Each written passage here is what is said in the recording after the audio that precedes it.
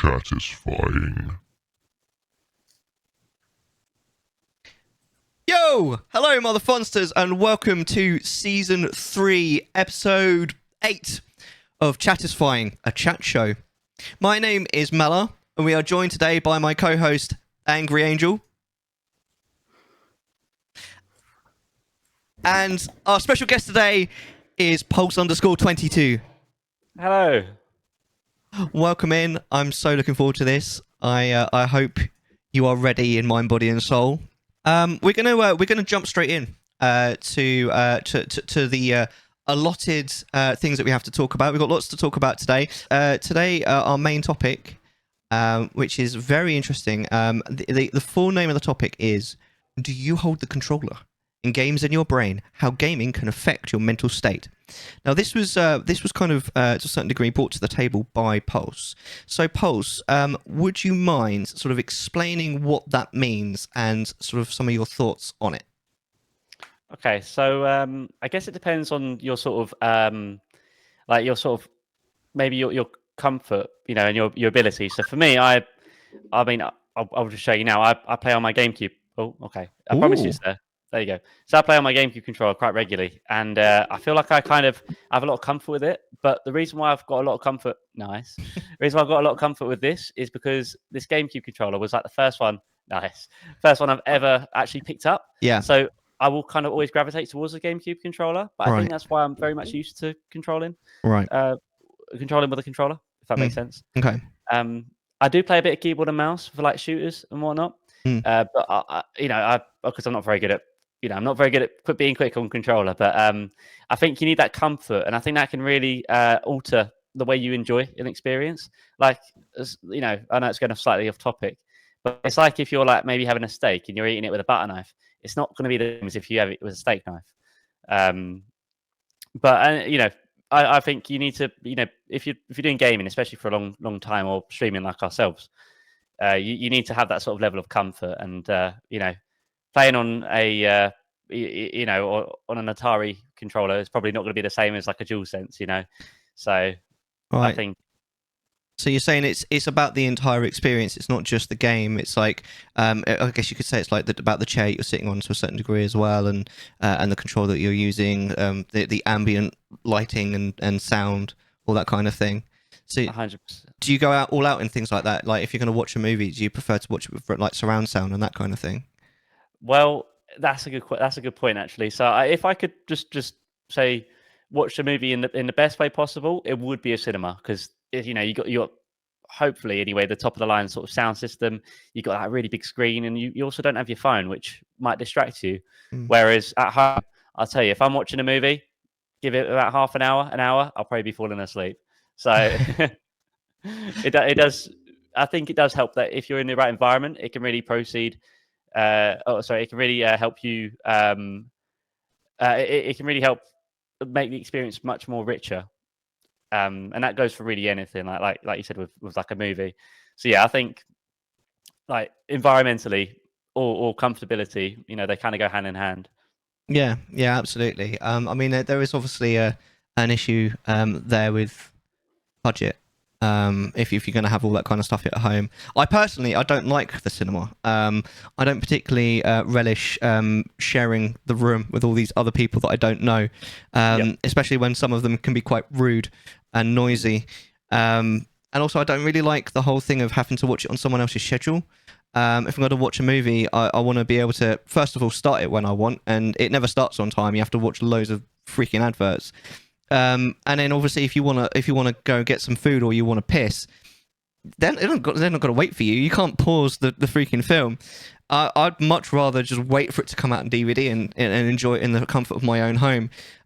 Generally speaking, there's very, very few movies that I'll go out of my way for to go to the cinema. Literally, the last time I went to the cinema was it was not the last Bond movie, which was something like What a Day to Die or something it was called. It was the one before that, Spectre.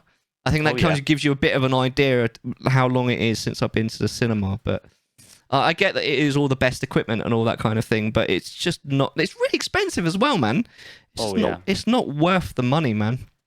Like You could buy the DVD for about as much as the ticket, and you can watch it as many times as you like. And I am That's the kind of true. guy that likes watching a movie more than once. Not Yeah. like right after the other, but give me a couple of months. If it's a good movie, I want to watch it again. It's like replaying a game, isn't it? Like you find comfort in that like movie or maybe that music, like like that soundtrack or whatever, and you just watching it in your own environment can be quite nice. Although I find when I'm watching a movie, I tend to spend a lot of time on my phone, like if I'm at home. Whereas in a cinema, generally speaking, there's no phones allowed. But like you said, it's going to be a lot of money going to cinema every week. When I heard you wanted to talk about this topic, Pulse, what came to mind was my Destiny addiction. For a lot of the people in the community, that I was primarily a Nintendo girl until I discovered Destiny in 2014. I had never played on a PlayStation controller or an Xbox controller until that point. And that's basically the only game I played from 2014 to 2023. I didn't really play anything other than that. And so when you brought up this idea of like mental health and how does a game affect your behavior or affect how you're feeling, there's the side of this argument that is comfort. And a lot of the community that we all enjoy replays Ocarina of Time and Majora's Mask and all these older games because it makes you feel confident. It makes like you understand that environment because you experienced it as a kid. Like you experienced it earlier in your life, and so it's like you're settling back into a very familiar chair. So a couple of things I've thought of as you've been talking is, one, what about games that are designed to hook you? What about the games that are purposefully designed to addict you? Do you know what I mean? And then on the other side of that is we live in a society where everybody just wants to go back to the good old days. How do we prevent ourselves from accepting the new when we're so comfortable in the old? Do you know what I mean? Like when I was thinking about these topics, I thought about the idea of games as an addictive force and games as a comfort place that prevents you from growing. So I was just wondering what you might have to say on those. So I think a lot of the time you look at like the typical game now and you compare it to like a game like 20, 30 years ago, maybe even 10 years ago. And I think it's live service is the, you could say it's a problem. You could say it's not a problem. It's sort of whatever, but that's pretty much, that's those two words are the difference maker. Like, you play like, I don't know, you play like, I don't know, like a Mario Galaxy, for example. There's no live service elements. Your whole game, you buy the game, get it game day of release, right there. You can have the full experience. You don't have to buy any DLC. You don't have to buy any like characters. You don't have to have any memberships. And I think the reason why we might find comfort in that sort of kind of design is because it's kind of like, like it's a finished letter. It's like a finished sort of poem. And, you go back and you're like, I know sort of what I'm going to get. It might be like different every time, like a roguelike or, and you generally know what you're in for. Whereas a live service game, like let's say, let's say Call of Duty, for example, that's, pretty big franchise. We probably all know about it. They're kind of going live service. So you got to pay for like a battle pass. You're probably paying for your online membership, say like PlayStation or Xbox or whatever. And then obviously your skins, any sort of DLCs they have. And I think that experience is where addiction kind of like, that's more the negative side of it. Whereas I think, to me, I like the idea of live service because you can kind of grow with the game, like with Destiny, like you're saying. Content was being added to that quite regularly. Destiny 2 came out, and then kind of the same with more and more.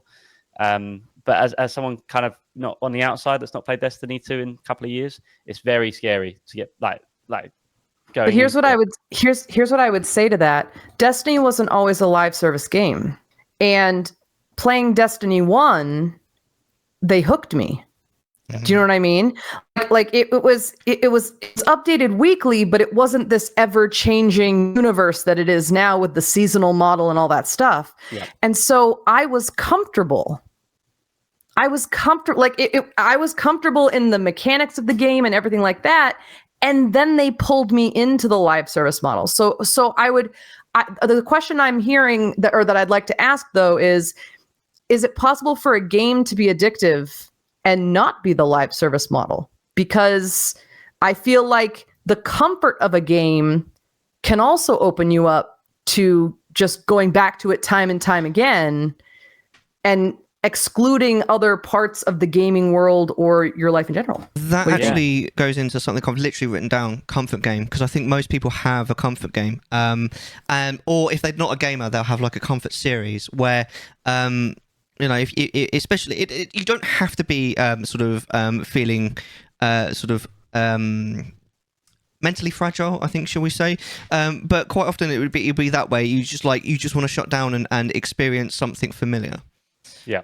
And I think pretty much everyone has some sort of comfort thing that they go back to like that. So I wanted to ask you guys, and also chat, and I guess the YouTube comments, if you guys are around. Hi. What's your comfort game or comfort TV show or comfort movie that you could keep going back to, especially when you're feeling a little bit fragile? Yeah, for movies, it's Lord of the Rings. Mm-hmm. You know, the extended editions, because I'm a snob. Of course, but absolutely. yeah, like if I'm feeling like I just cannot take any more of the world, I just throw on Fellowship, and then suddenly it's the end of Return of the King, like 2 days later. Mm-hmm. TV show, we either throw on Bob's Burgers or The Office, the American version. Easy watching. Yeah. And in terms of games, I did swear off Destiny. Lately it has been tough because the final shape dropped. So I had to really keep myself from like getting back into it. But I think at this point, I really enjoy the recent Zeldas. I'm on my second playthrough of Tears of the Kingdom, and I don't even want to really finish it. Like, I just run around and collect apples and kill enemies, and I go back to the fairies to see if I can upgrade my stuff. Like, it's like an Animal Crossing island at this point. I just go in and I play for 2 or 3 hours and do some stuff and do like a side quest, and then I log off. It's so lovely. The game that if I had to pick a game that was a comfort game, it would be Tears of the Kingdom. Yeah. What about you, Post? Do you have a comfort game, do you think? Yeah, so I think I've got a few. Like I grew up playing a lot of Mario. So Mario 64 and Mario Sunshine are two that I hold very dear to me. So I often go to them even on stream. You know, I find a lot of comfort in them. I find a lot of like not really many new school kind of games, because a lot of them, like we were saying earlier, very live servicey. You don't really replay a live service game. You're just sort of playing it. Not necessarily true, but generally speaking. But I think, like, have you played Star Wars Knights of the Old Republic 1 and 2? No, I've played the MMO, but not the sort of other 2 games. So similar to the MMO, it's a little bit different. But those 2 I played so much of as a kid, and I know I've finished the game, but I can't tell you what the ending is. I've done it like a handful of times when I was so young. And like Morrowind as well, like that one I really love. And Morrowind I can't bring myself to finish because I just love like Angry was saying, like, I love like the journey, and like I like that same with Skyrim, although I have finished Skyrim, but like I just like the adventure and like taking my time with it. And I really do feel like Star Wars, like the old school Star Wars games, Knights of the Old Republic, that like kind of just has that magic. Like I just you could do a couple of quests to like come off. You could really invest yourself. Obviously you got your character creator and your customization and that's fun. And I think, because you visualizing yourself in the game, you want to portray your personality onto that character, so you take your time with it. And I think that for me, that's one of my sort of areas of comfort gaming, is like the old school sort of RPGs. Yeah, absolutely. For me, it used to be leveling on World of Warcraft, because it just requires almost no brain power whatsoever. Very kind of relaxing, but I'd say it's really just Ocarina of Time. It's just such an easy game just to sort of amble about in, you know. Even if you're not really like, you don't have to play a randomizer of it, just play it vanilla. Why not? It's the whole thing. It's familiar. It's the same story over and over again. I probably wouldn't know it word perfect by now. you know, it's fantastic. It's so easy. You can just completely, if you don't know the game, if you know the game, you just turn your brain off completely and just, it's great. Let's do it. Fantastic. Yes, I watch you guys do it every day. It's just, but my thing is what I like about watching you guys enjoy that game is that I swear to God, like every time I watch one of you play it, I catch a moment in the game that I've never seen before. Like who was I watching the other day? I saw like there was a bowling side quest, and I was like, what is this, and where did it come from? And there's a beaver race in one of the games, and I'm like, Mask, yeah. What? So it's fun. I have found those games to be inaccessible to me because I did not experience them when they came out. And so they're very choppy for me and difficult to get into. But watching you guys play them helps me enjoy them in a different way. Yeah. It's an allegory for real life, chasing after beaver. Yeah. You can't hear it, but I did the drum lick then. From chat, character says anything 90s or Star Trek, and Shaddy's comfort game is Super Mario World, which is a fantastic choice. Something you can just you know so well. You just turn off your brain. It's brilliant. But there's so many people like there's some sort of study or something about a lot of people aren't really experiencing new TV shows or games nowadays because they're just playing the same thing over and over again because people don't have brain space for new shit anymore. You know, you go back to your comfort thing because it's comforting, right? And if you want to watch something new, it's not necessarily, it's fun, but it's not necessarily comforting. You don't know the end, obviously, that's kind of the point, but what if it's a sad ending and it makes you want to cry, you know? So I think there's definitely, it's quite an interesting kind of thing, because obviously any story can change your state of mind when you experience it. I'd say the best stories do, you know. Well, and I mean, that's what I've been doing with my own channel. Like almost every game I'm playing or that I've played since last year has been a first playthrough. Yeah. And so because I just haven't played these games, so people come to my channel that have played these games before and they get the nostalgic comfort experience, whereas I'm getting the experience of learning something new and experiencing a new story. I've cried on stream. Like I finished Stray, and the ending of that game hit me so hard. And I'm not afraid of doing that. But that, you're right. It's how do I invest myself? Like I have that problem with TV shows. It's how do I invest myself in this whole new cast of characters when they could hurt me? And it's that fear of time investment, because our generation doesn't have a lot of time to invest. So why spend the free time you have discovering if this could be something you like when you already know what you like? And that kind of loops back to my question of how do you do that and keep that comfort while still being open to new experiences? Because, you know, what's the word I want? Like simmering, ruminating in your own comfort can yield a whole lot of crap. And so I think something that we can all think about is, how can I hold my comfort stuff, but once in a while try a new thing, so that we don't get locked in our brains like the generations before us and become intolerant of how to experience something new, how to learn something new, how to be something new, just for the sake of comfort. I think that's something we have to ask all the time. I actually think that is a reason a lot of people stream, is to experience something new.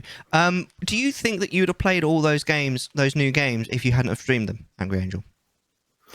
I think I would have, because I was already, I had already come to the awareness of I was in an abusive relationship with Bungie and Destiny. Like it took 3 or 4 seasons of reused content before I was like, they're taking my money and they're not giving me anything back. And so I had already kind of agreed with myself that was where I was going to go. But then I was like, well, but how can I hold myself to account? to finish these games. And streaming was how I decided to share my experiences with the world, and the fact that someone might be coming back to see more keeps me playing the game. Now, I've dropped Skyrim and Ocarina of Time, and there are some games that are just not for me, and you have to feel that freedom to say that's not right. But most of the games I've finished all the way on stream that I've started since last year. Yeah, absolutely. I mean, to sort of, the whole sort of changing your mental state, I think, to be honest with you, like, media is made to do that. It's kind of the point of it, to change your mental state. I mean, why does anyone play a video game? And I think the answer is probably to sort of, to a certain degree, escape reality, isn't it? I mean, that's the reason why people like fantasy novels, fantasy movies, sci-fi, all this kind of thing, and playing video games. You can do shit in video games you'd never be able to do in real life. I mean, I wonder why Grand Theft Auto is so popular, because you can go up to a policeman and shoot him in the face. You get in trouble for it in the game, but it's not real trouble, is it? You just turn it off when you're done. I think that's why people like video games, because you can do things that you'd never be able to do in real life, and you can feel powerful as well. You can play as a sci-fi game, and you start off as some sort of small fry, and gradually you build and you build and you build, and by the end of the game you're this big powerful Don that basically rules the universe. Right? Who wouldn't want that? Why did you pick? Wait, I have a question. Why did you pick the out-of-body experience of shooting a cop in the face and not getting a blowjob in a car on the beach? Why? Why was the? I have questions. I would just like to take this moment to point out I've never played Grand Theft Auto, so I don't really know what happens here. Right, we're getting you a blowjob in a car, mate. Oh my god! Because for those of you that don't know, I'm a full-time teacher, right. And so there are some topics and things that I have to be extra careful about, because we have preconceived notions of how teachers should act, how we should be. And so when Mellar said that, some of you probably saw my face get a little uncomfortable, because I'm supposed to love the police. Oh, because we all love the police. Yeah. fellow public servants who have a 10 times better retirement plan than me. It's fine. But yeah, I think with video games changing our perspective, like, I love shooting guns in video games, but they're not allowed in the house. Yeah, obviously. Do you know what I mean? Like, I grew up doing that kind of stuff. Like, I've hunted, I've done those kinds of things. I know how to handle those kinds of things, and I can't have them in the house. So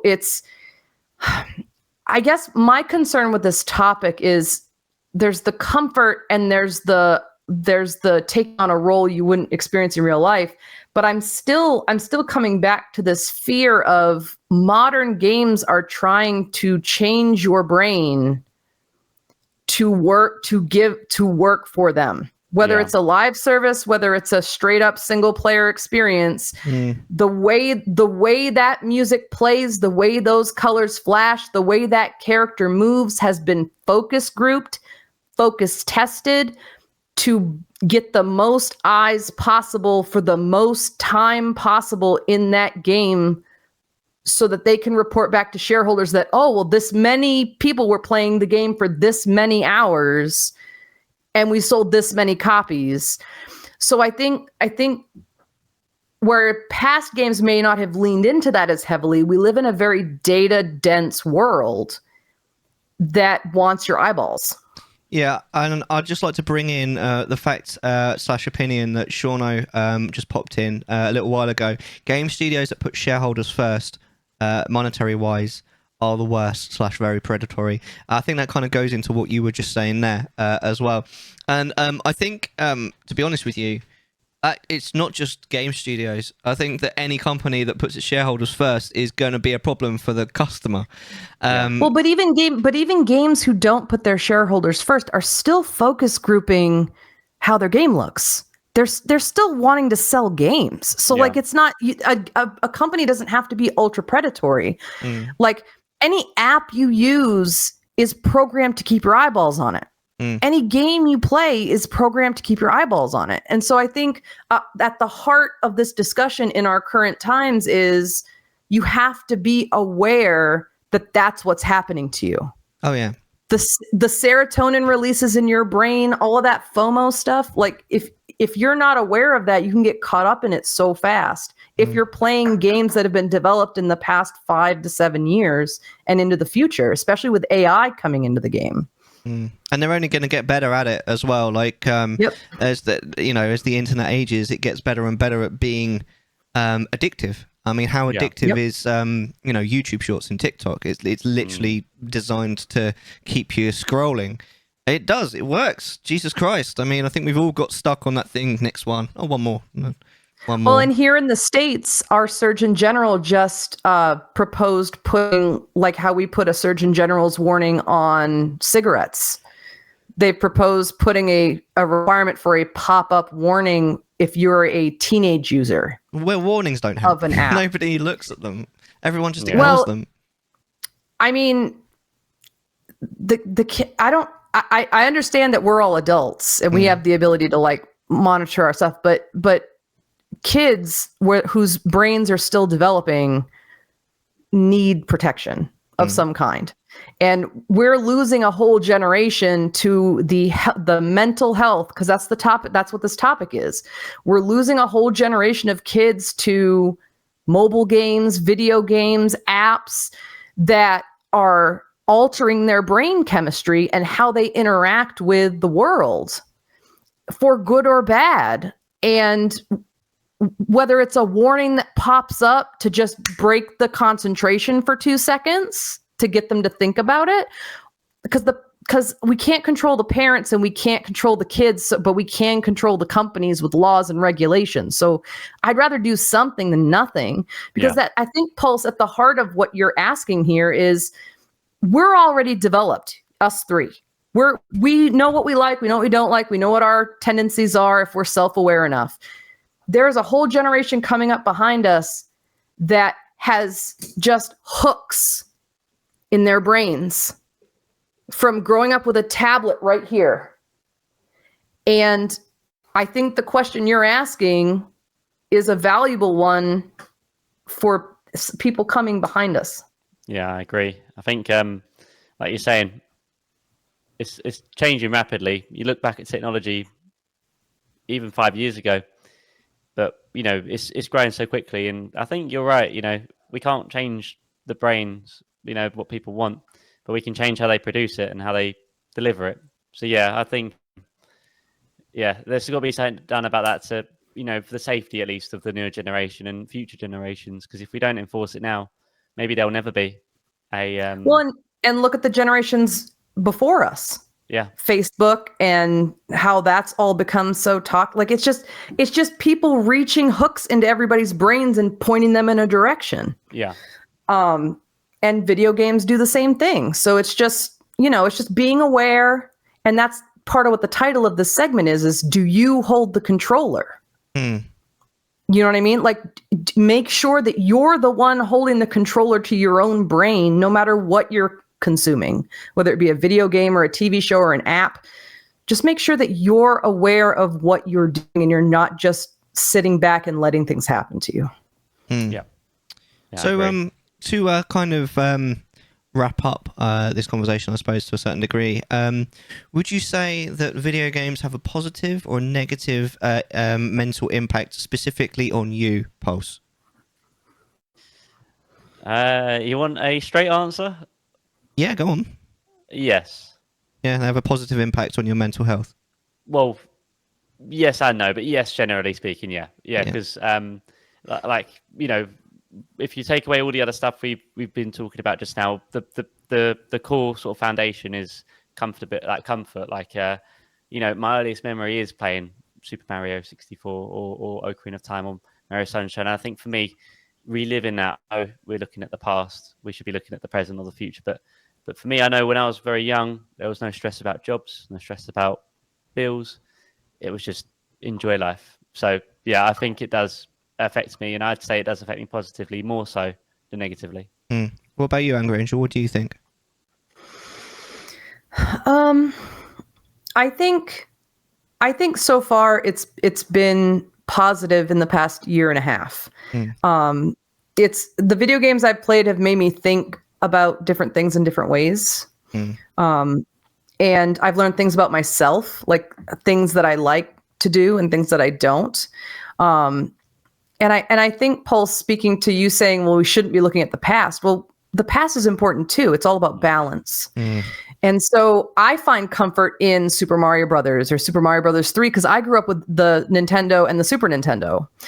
And so I can go back to Super Mario World or Super Mario Brothers 3 or even the cursed Ninja Turtles game that was on the NES that nobody could beat. I have memories of those. And so I can go back to those, but I'm also enjoying seeing things like Horizon Zero Dawn. And Red Dead Redemption 2 I'm playing right now is a super fun thing that I never would have thought would have been in my wheelhouse, but the vibe is a lot of who I consider myself to be, which is family isn't necessarily blood. It's who you meet along the way and take care of. Yeah. And so I think overall it's very positive, but a lot of it's been the community around me as well. I think having that streaming community has been really important too, because that's helped me identify games that maybe I would have identified for myself to try and see. So yeah, I think it's positive. But again, we all hold the controller. Yeah. And as long as we hold the controller, that experience should be primarily positive. Yeah, absolutely. I mostly agree. I definitely think that overall, video games have been a positive influence on my life. It's sort of it's that safe space that you go to, even if it's a game you've never played before. It's still a very safe place to be. You're playing like a curated experience that someone has created for you. I would certainly say that I've had my my mental health negatively impacted while playing a video game, but it wasn't the video game's fault. The video game in question was World of Warcraft, and it was the people's fault that were playing it with me. So that's another reason why I think that there is a certain amount of you have to be careful when you're online. But the counterpoint to that would obviously be that everyone I've met on Twitch has been amazing. So it's about community, I think, and certainly there were some bad apples in the community I was in World of Warcraft, that's for sure. So yeah, overall, positive impact, but there have been negative moments in there as well. Yeah, agreed. Yeah. But like Angry Angel says, just make sure you're holding the controller and not just getting taken along for the ride. Hot topic. So this is Zelda 2 is better than Tears of the Kingdom. Can they even be compared to one another? And this is Pulse's hot topic. Kindly explain yourself, sir.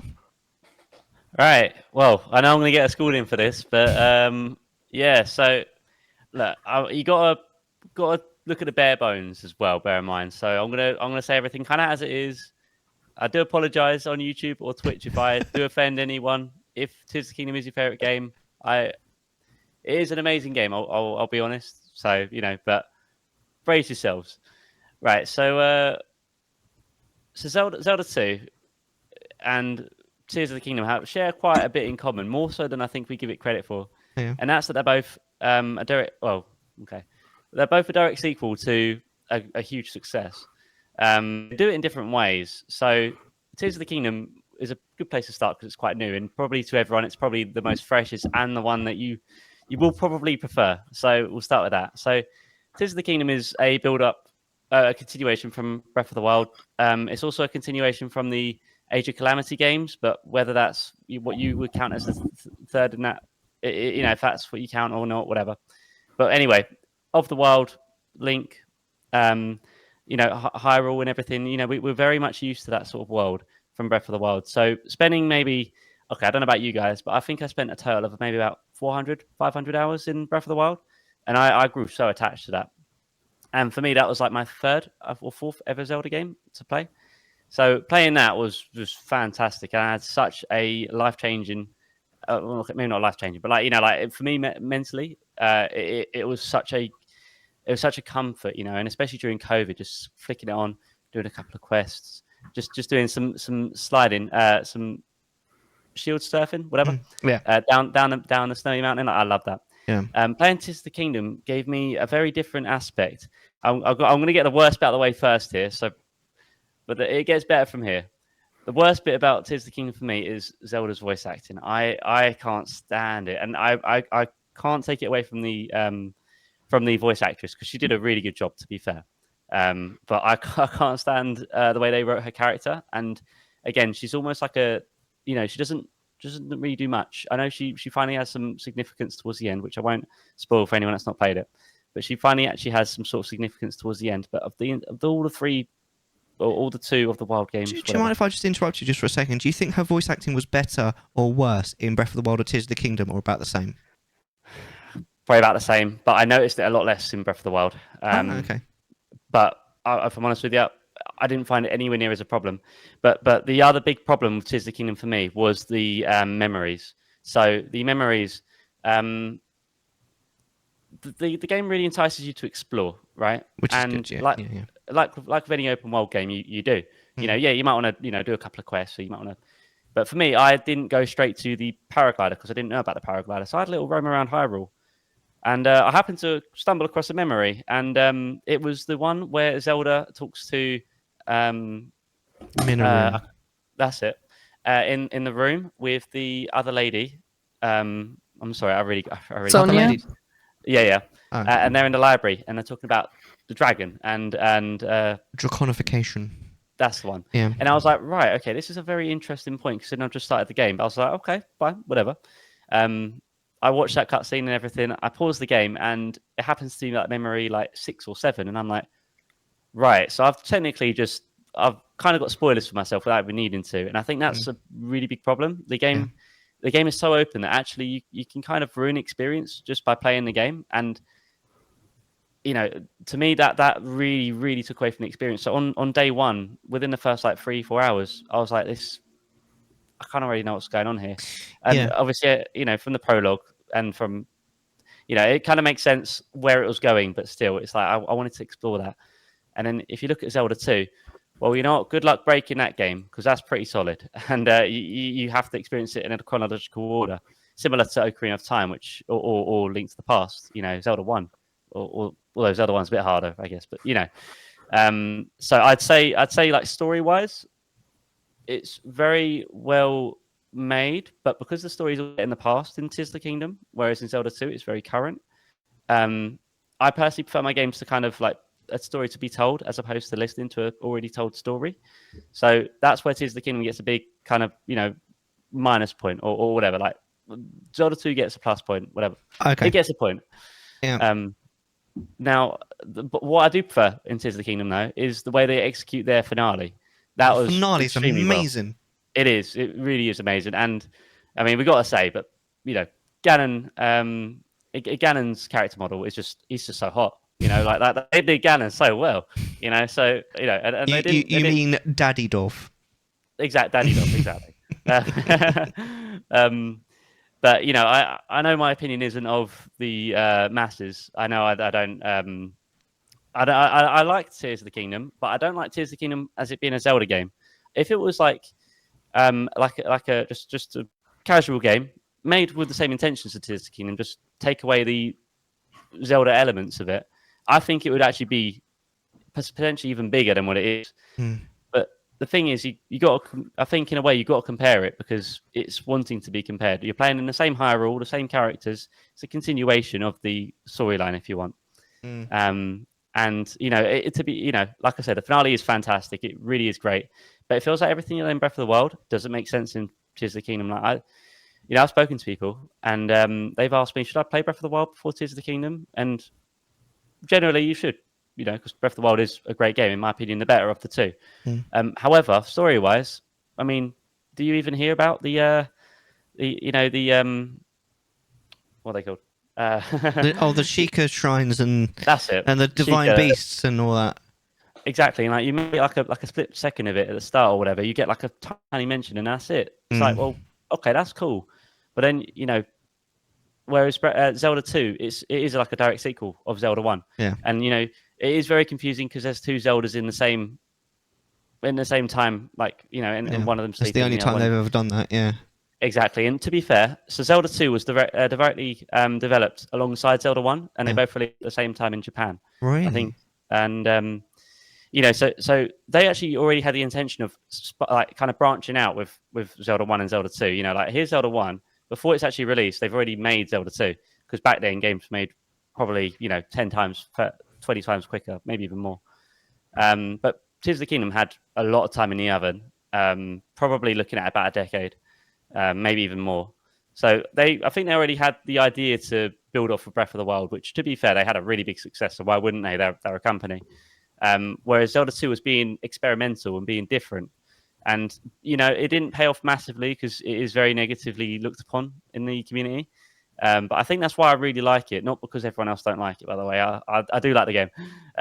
But I think, it gets so much flack for being different. And like, I look at that like myself. Like, I think I'm very different. I'm not the stereotypical, well, I mean, you've seen the way I talk to Mellar, everyone, right? Like, I think I'm very different. And I think that's how me and Zelda 2, we just kind of work. And to be fair, Zelda 2 does frustrate me, but I think I would rather play Zelda 2 than Tears of the Kingdom any day, because to me it's you're living in the moment. You're kind of you're progressing your character, and I've not mentioned the fact that it's an RPG. You actually level up your character in that. And going back to what I said earlier, about RPGs, that's kind of very that kind of is like a comfort place for me, like, because you're building on your character. I played a bit of RuneScape growing up as well. So what I'm hearing is it's not so much the difference between Zelda 2 and Tears of the Kingdom, it's more the fact that you prefer RPGs over action adventures. I mean, it depends on the circumstance, but sort of. But I'll go back to my original point. I've probably been spiraling there.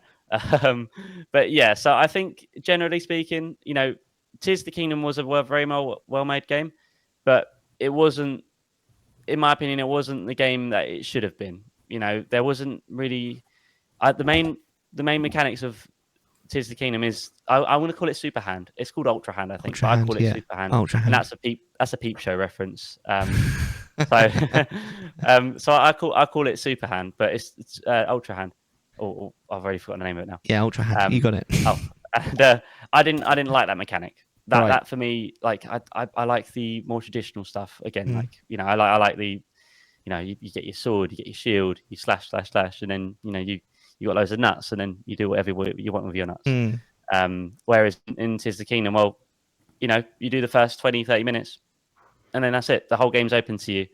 Whereas in Zelda 2, you got your progression. You maybe you need to get there's a blocked wall, so you got to progress to get that. You don't just have a bomb already. You got to find where to get a bomb, and maybe you got to do a quest, or you got to visit a town and then help out one of the locals for it.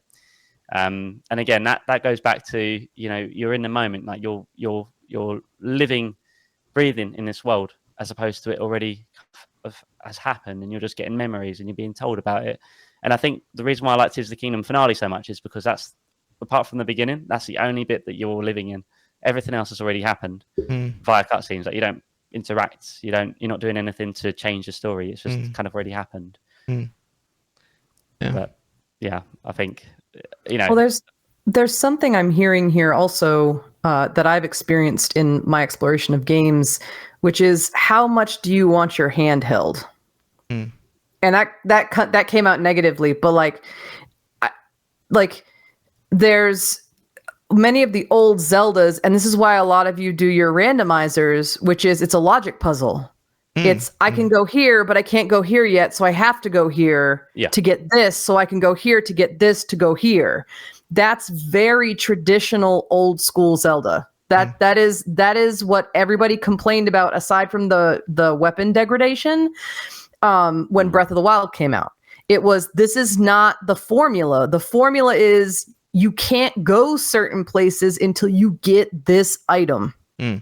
And when you get so you get pointed in a direction depending on what item you currently need. Yeah. And so Breath of the Wild and Tears of the Kingdom kind of broke that, which led to the memories or seeing the tiers out of order. My tier out of order was the one where he becomes Daddy Dwarf. Oh, nice. Yeah. like they want you to go to the Rito village first. They really want you to go get what's his Tulin. name? Ah, Tulin. They want you to get Tulin first. Why is that memory number 8?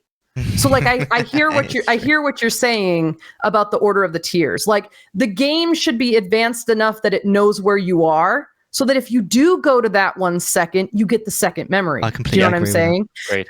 So but what I'm also hearing here, so you're a traditionalist is what I'm hearing. Like you want that formula. You want to feel like you're being guided through the Zelda game in a traditional way. Yeah. But the other thing I'm hearing is what we were just talking about in the previous segment, which is comfort.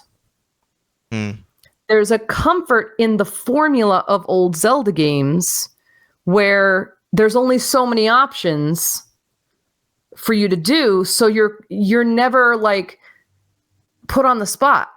Do you know what I mean? And that's what randomizers do to a certain degree, is they give you a little bit more variety in what you have to figure out.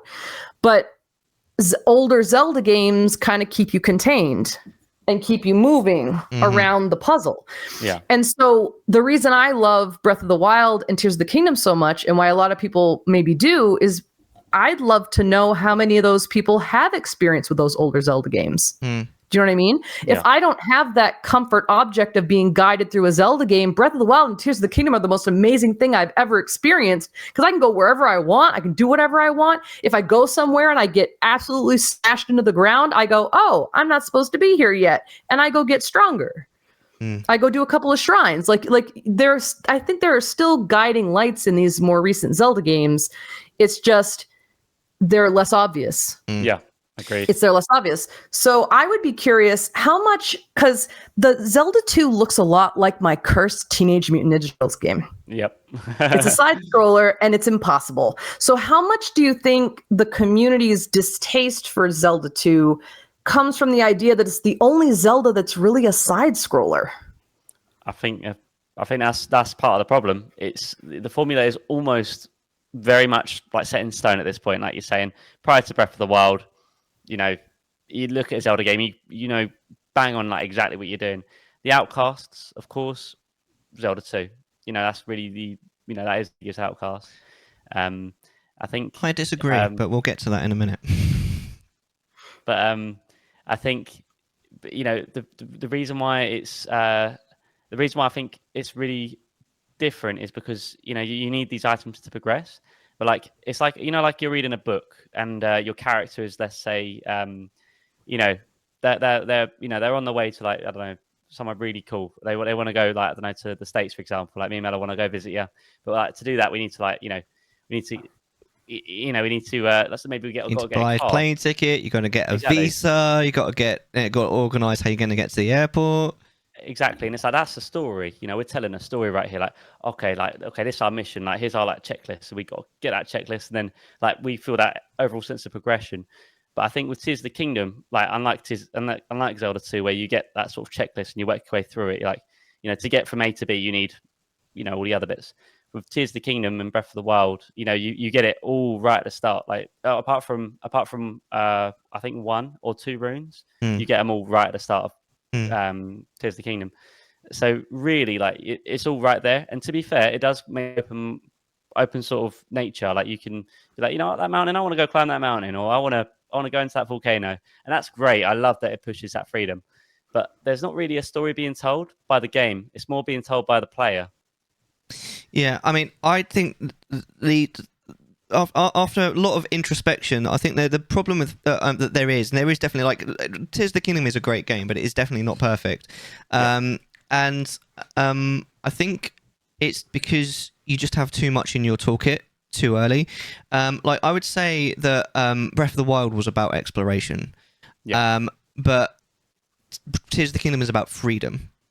But they give your character so much freedom so early on, you can basically just go around and do everything. But that is, unfortunately, to the detriment of kind of the rest of the game. And I actually think that is a game that you could actually do with you having a little less freedom at the beginning, and maybe unlocking some of the stuff a little bit later. Because, I mean, it is skill set. The things that you can do, it's so overpowered. You know, like, just the ascend ability on its own is really powerful if you think about it. You know, it really just opens up so much you can do with the world, and that's before you even pick up. That's before you even start thinking about the Ultra Hand ability, as you mentioned. The Ultra Hand ability is very similar to the Magnesis rune in Breath of the Wild. But at least the Magnesis rune had a, it had quite a strong kind of limitation in that it only worked on metal objects, of which there aren't really that many in Breath of the Wild. But in Tears of the Kingdom, the Ultra Hand works on like almost everything. You know, you can put anything, and you can stick things together as well, which you couldn't do before. It really just like, it's such a powerful thing, but then that's not even the end of it. You know, you've got all these other things on the wheel, and they're all incredibly powerful. It makes the game really, really fun when you first play it, but I think it struggles on subsequent playthroughs because you're just too powerful too early on. I've written a few things here down here as well. I don't think I will ever forgive myself for I said this this line, right? I said this line in my review of Tears of the Kingdom, right? The story is presented flawlessly. I don't think I've ever regretted a sentence that I've said quite that much. Now, the reason why I said that, and I completely retract that statement since, is the first time I played the game, I happened to not spoil the story for myself. I happened to not touch the memories that completely ruined the story. I was incredibly lucky. Not only did I manage to entirely miss, I think literally the last memory I found was, and I'm not going to spoil it for anyone, but shall we say the one in which a dagger stops in the air. That one, it was the last one that I saw, and that one is the one that spoils it for everyone if they get there early. And I also I didn't meet. I was very lucky in that I actually found Minoru after I'd only completed like the second dungeon. I just happened across her mask, so I had met and gotten Minoru before I even hit a memory that had her in it. So I was really lucky that I just I didn't spoil the game for myself. And if every playthrough was like that, then the story would be amazing. Unfortunately, it's not. And it is very easy to completely screw yourself by watching a memory that just, again, I'm sort of stepping around spoilers, but it makes Link appear like a moron. Mm-hmm. Because he clearly knows something that other people don't know. It would be helpful for them to know, and he doesn't pass on that information for whatever reason. And that's that right there. Like, I didn't mind that so much that they were out of order, because with that, in my first playthrough, that made me want to go get them all first. So literally what I did is I didn't do anything. I didn't do a single dungeon. I went and found all the tears and got the whole thing. Because that seemed important.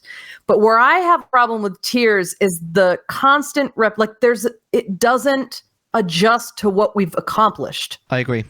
It doesn't adjust. Like if the first memory I get is the Raru on that hillside, the next puddle I go to should be the second memory. I agree with that. If I've discovered the first three memories, I should be able to tell Tulin that there was an imprisoning war. Mm-hmm. Yeah. I should be able to tell him that Zelda is in everybody's like, oh, where's Zelda? Where's Zelda? And I've already seen all the memories. Mm-hmm. I should be able to say Zelda is in the past because Zelda has time power. Like, I agree with, is that we're advanced enough at this point where the game should be able to respond to what I've done so far. And in that vein as well, every time you complete a temple, it gives you the exact same exposition every single time.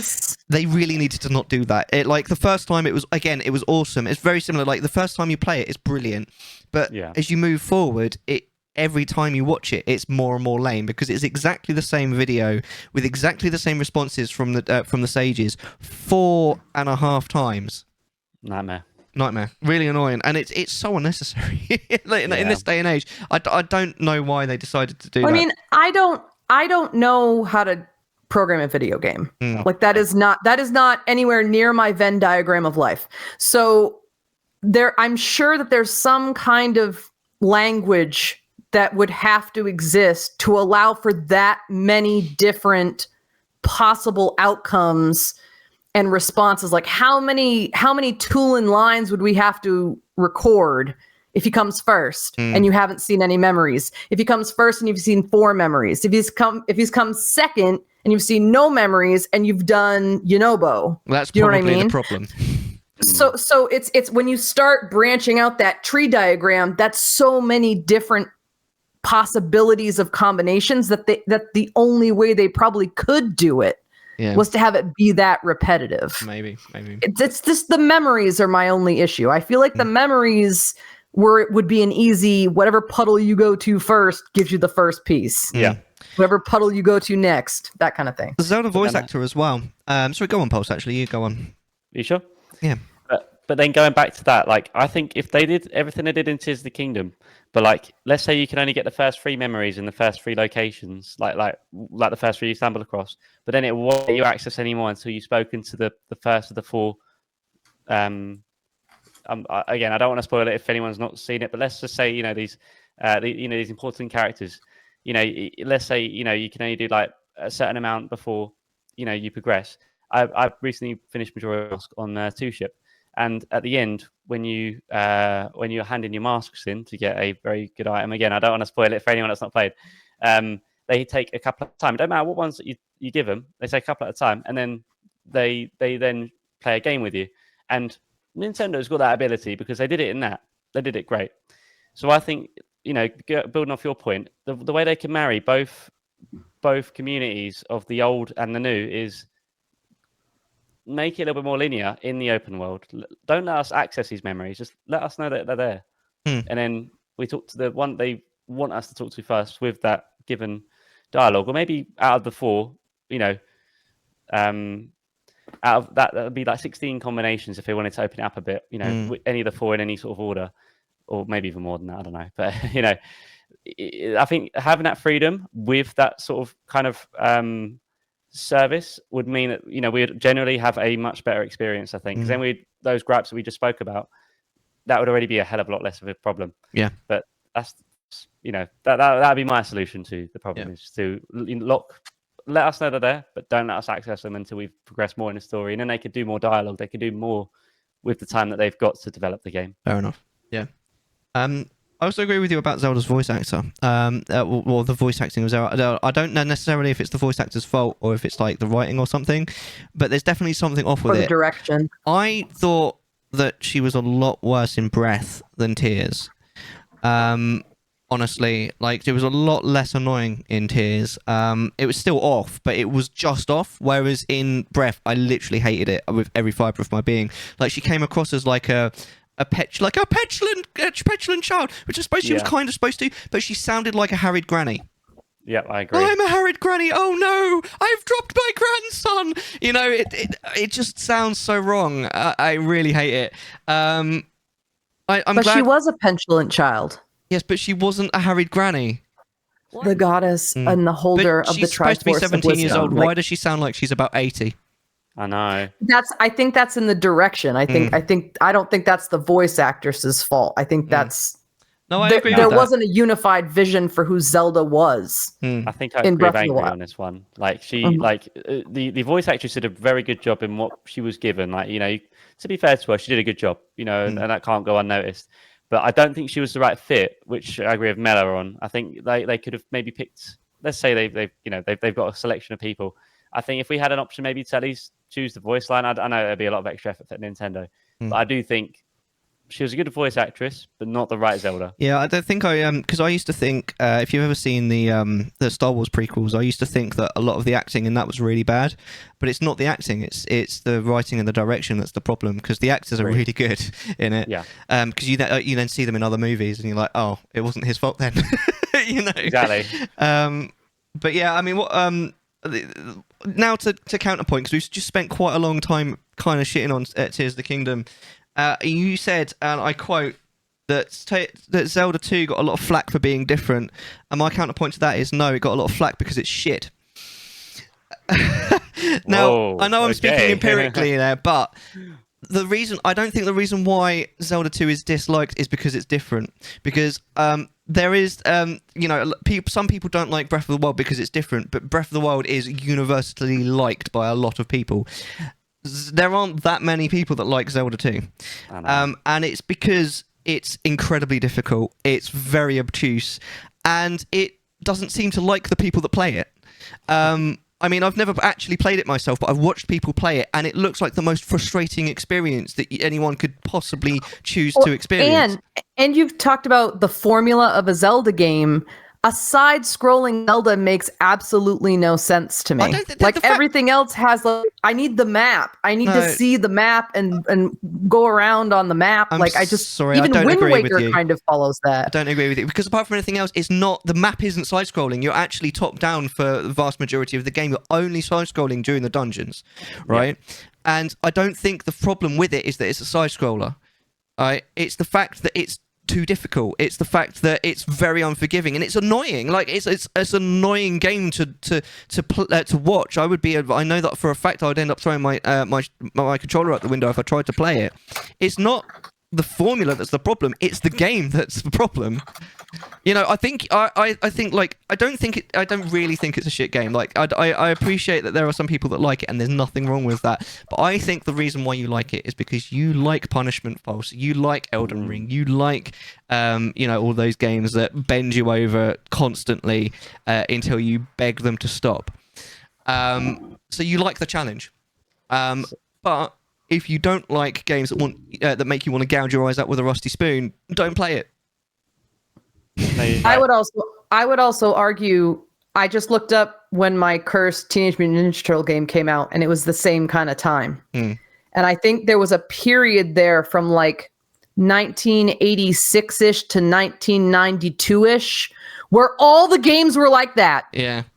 I just I remember playing these games and just being like, what's even the fucking point of playing this game if I'm gonna die in the same room because you don't give me enough resources and you just put it away? I don't.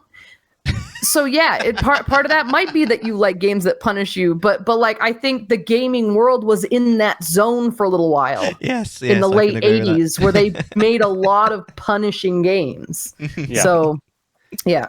No, you're right. I think a lot of games back then were a lot harder as well. Yeah. But I think some of it comes to the fact that the games were a lot smaller, so they had to be hard to be that experience. Yeah. Like Zelda 1, I would actually argue is harder than Zelda 2. Really? Yes, especially level 7 and 8. Those two took me ages. But the difference between Zelda 1 and Zelda 2 is your character progression. If you simply get stronger, like Tears of the Kingdom, Breath of the Wild, you could go straight to Ganon at the end. Yeah. You can't do that in Zelda 2, I know. But what I'm getting at is you build your character up. In Zelda 2, you could just not level. You could just go for it. But you're going to have a hell of a bad time doing it. But then going back to Mellar's point, yes, to be fair, I did come from playing all the From Software games. I actually did a From Softathon. That's a bit weird to say out loud. Then I did Zelda 1 and then Zelda 2. And I think that probably I was very much used to that sort of pain and gain and, bend me over, sort of spank me, sort of Daddy Mellar sort of thing. So, I think but I played Zelda 1 and then I played Zelda 2. And I'll tell you, I had a better experience playing Zelda 2. I know it's different, and it was actually made by a slightly different team in Nintendo. It was the B team or whatever, not the A team that made Zelda 1. So it's slightly different, but Miyamoto still kind of, he doesn't like the game. He doesn't like to represent the game, whatever, but he does say, I wasn't working on that. I was working on this, but this is my idea as well. Yeah. And I think, Zelda 2, it's like a diamond in a rough, or like any game. There's going to be people that don't like it, but, those that like it, we, stick around. Yeah. But it is very much like a hard game. But if it was easy, you'd beat it in about half an hour. And then, well, what are you going to do for the rest of your summer holiday, I guess? So, all right. So let's interview Pulse. So what we normally do is so we've got some sort of standard questions, and then we'll sort of riff on from there, Angry Angel and I. But we'll always start with a nice easy one. So sort of introduce yourself. Sort of to everyone, sort of introduce yourself and your content to everyone watching. Okay, so yeah, I'm Pulse, but please call me Jack. I actually I actually used to go by the name Jack on Twitch, which we'll get to later probably.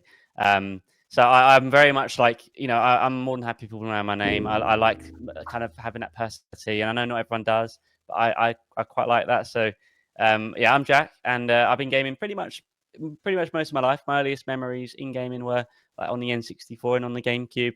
I've always been very very well rounded. I'm not really one to get really angry. Oh, I mean, we all get angry, I guess, but like, I don't get angry at games. I don't throw my controller. I've never broken any equipment that I own, and I always like playing. Like if we're on about gaming, I was very much like I like my co-op games as well.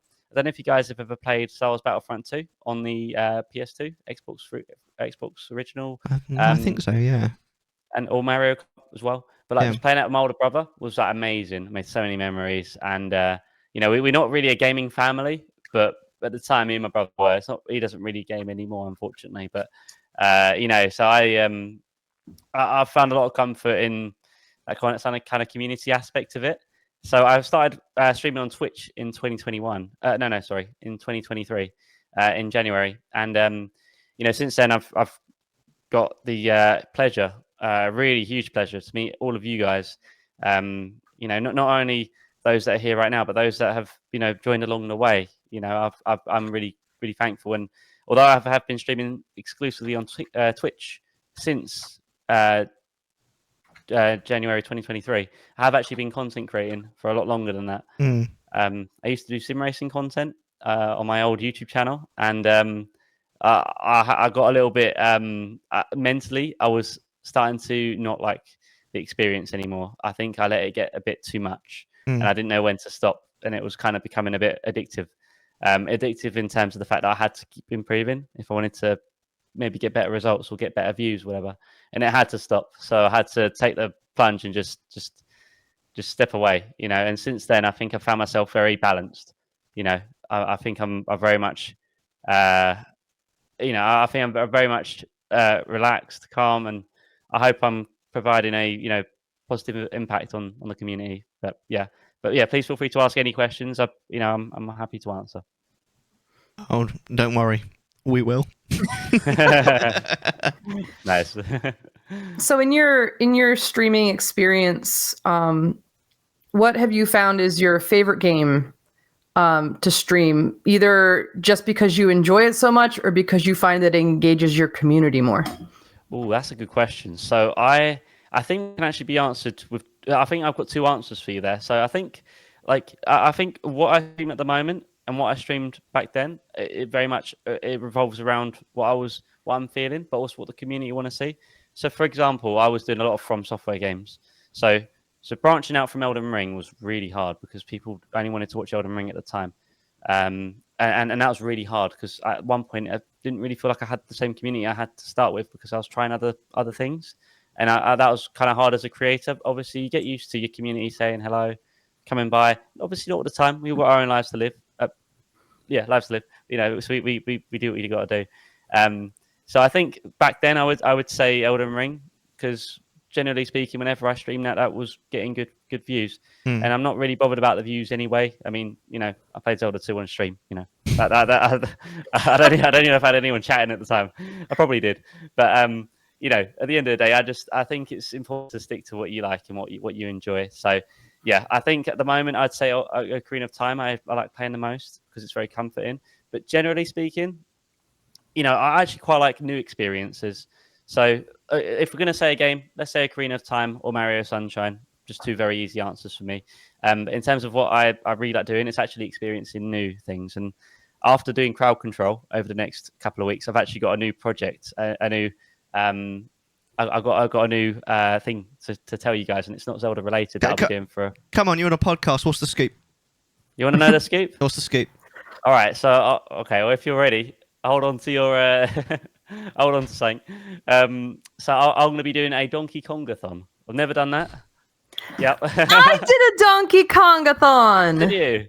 See, yes. I've always wanted to do one, and Donkey Kong 64 is on my it's like the second game on my games to play that I want to experience, so not done before.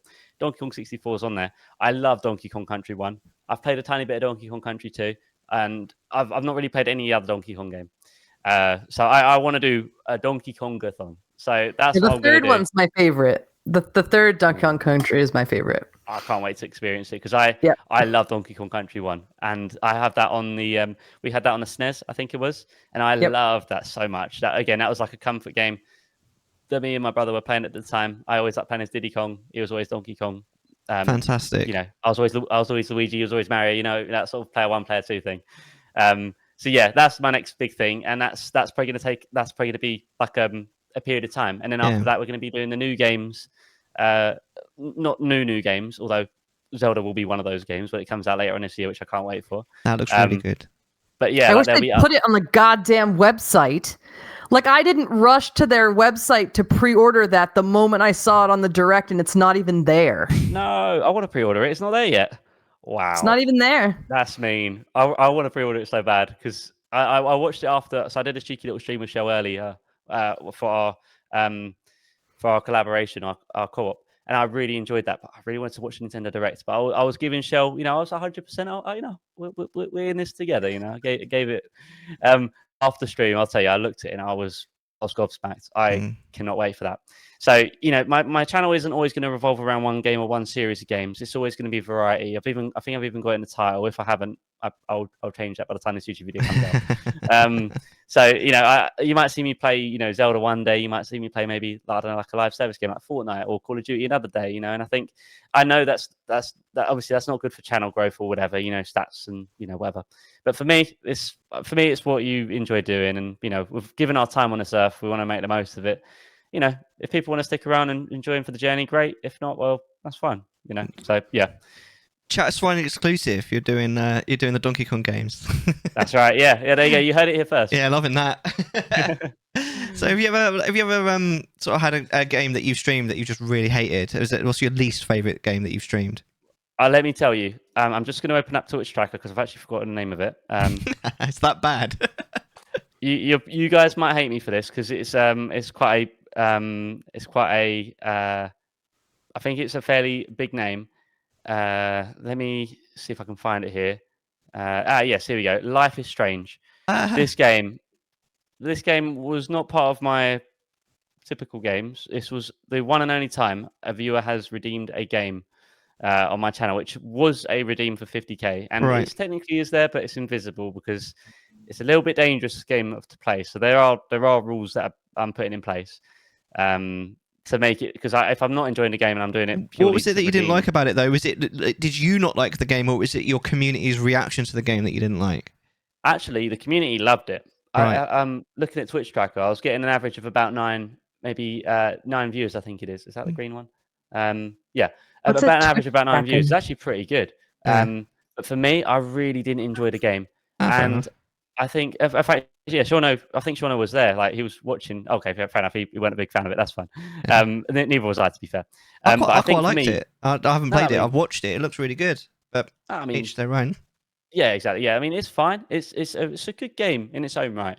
But for me, I like a little bit of I like that sort of like action adventure sort of thing. More of the genre. You like action? There's not really any action in Life is Strange, is it? It's all a story. Well, that's the thing. Yeah, I'm not a fan of the, like, you're just living the story only. Like, you don't actually do anything. You just you're locked into this experience, but it's really restricted. Like, it's that's interesting, because for me the most important thing when I play a video game is the story. If the story is great but the gameplay isn't that good, I'll still complete the game if I can. That's what I did with Horizon Zero Dawn, because I didn't like the gameplay of that, but the story was fantastic, so I turned it down to story mode and enjoyed the story. Whereas if it's the opposite way around and the gameplay is fantastic but the story is shite, I'm more likely to put the game down. Not that a game can have fantastic gameplay and just have no story, that's fine, but if it has a story and it's bad, I'm more likely to put it down than the other way around. Yeah, no, I think you got a good point, and I'm not disagreeing with you by any means. I do think you need a good story, not necessarily, but you do need a good story to foster a good sort of experience with it.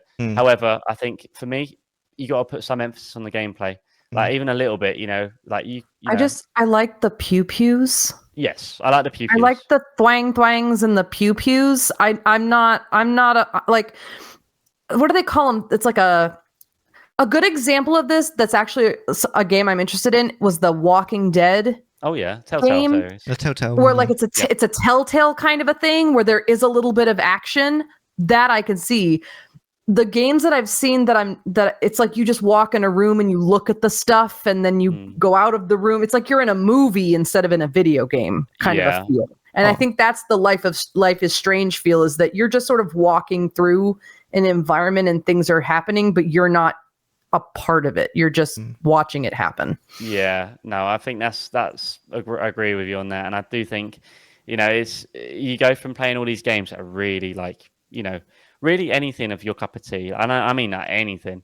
Life is Strange. I was just, there was like maybe like 2 or 3 good moments in it, but in that entire game, I think I spent a total of maybe about 15 or 20 hours on it.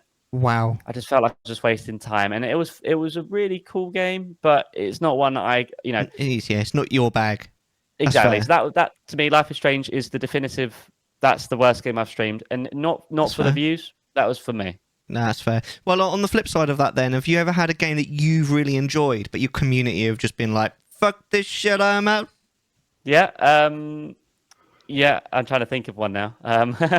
There have been many a time, to be fair.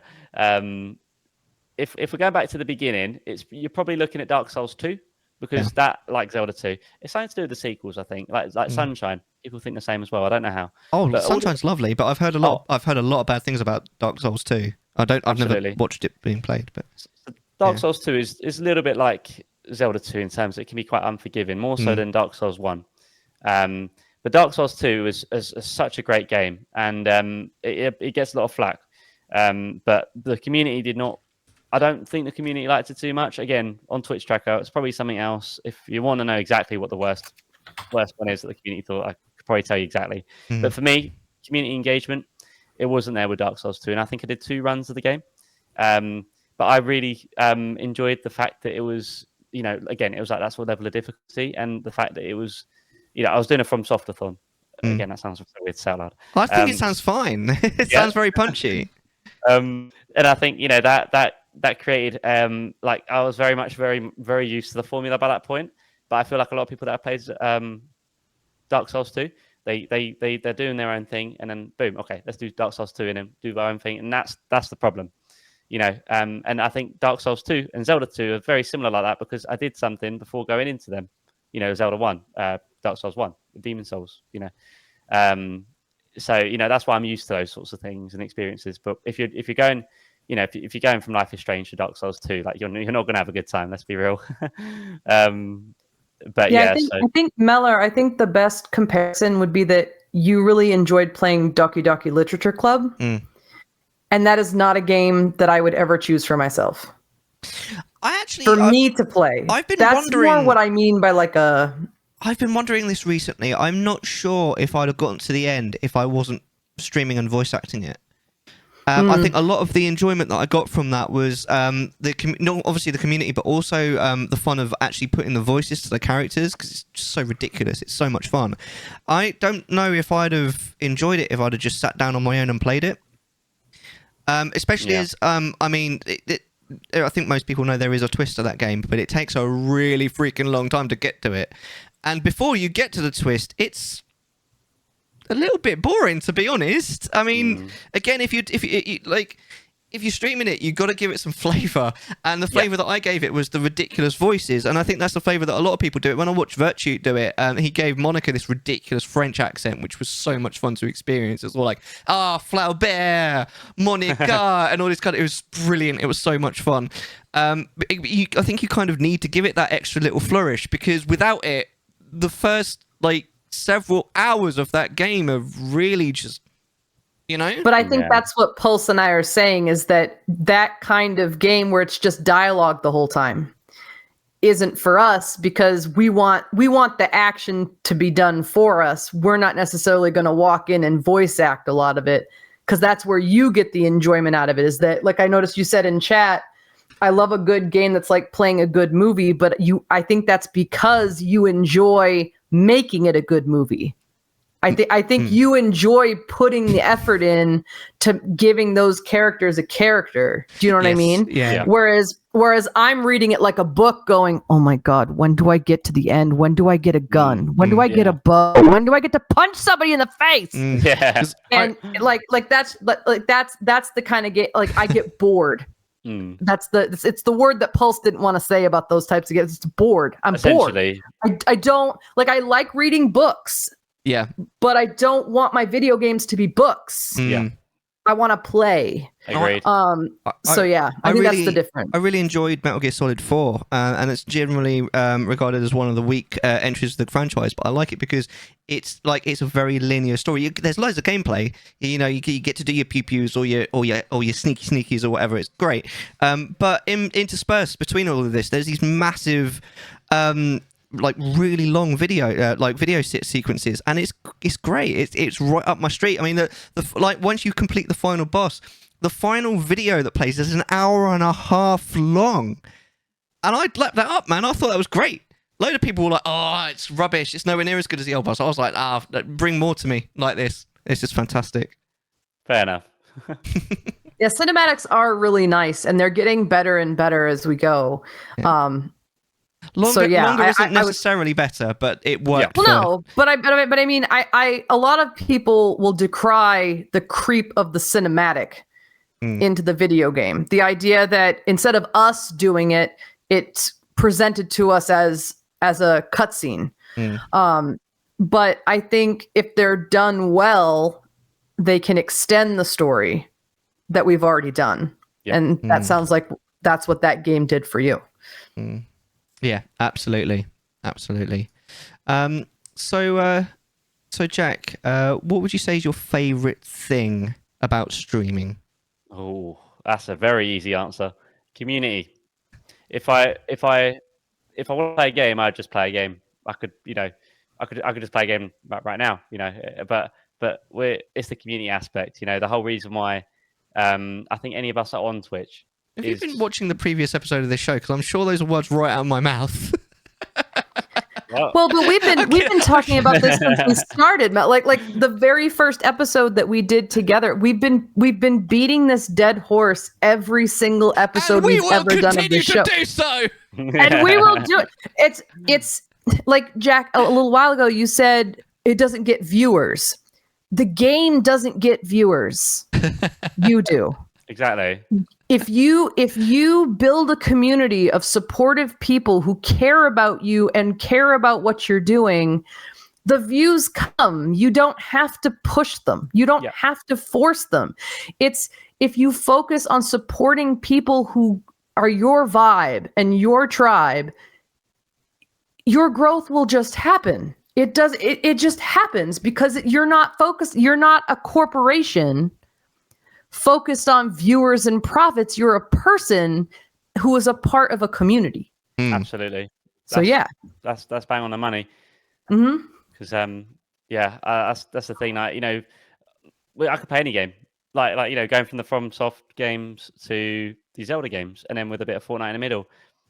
Yeah, I saw a couple of people stick around, but a lot of the core community that was there, they might have come in from time to time, but you can see that wasn't their kind of vibe. But the fact that people just watch and hang out. Cheap viewers. Oh no.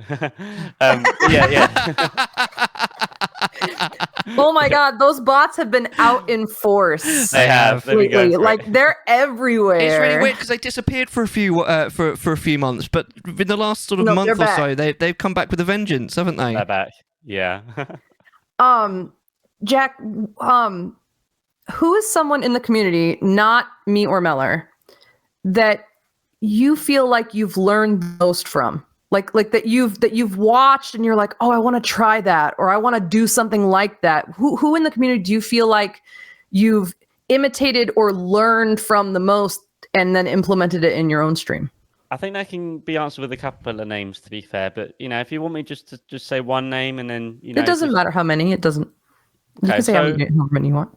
So I'd say probably Shauno. Me and I are like a couple. I pretty much met him on like the first week of me making my channel and everything, and very much with open arms. I I went into Shauno's stream without him even having a camera or microphone. I remember that, but way back when. And I feel like we've both grown together. We both kind of strive for greatness and for we both wanting to see the better for each other. So, I mean, like I said, I could think of so many names. I could probably name everyone in chat, to be fair. You've all helped me grow in different ways. But really, Shauno, he's pretty much, helped me through the start, helped me through so much in the middle, even helping me now. Again, he was there through Zelda 2. He was there through Dark Souls 2. I mean, Life is Strange. All these experiences that I'd maybe say haven't been the most pleasant or the best for the viewer, he's been there. So yeah, amazing. Probably Shauno as a first one that comes to mind. That is. What would you say is your least favorite thing about streaming?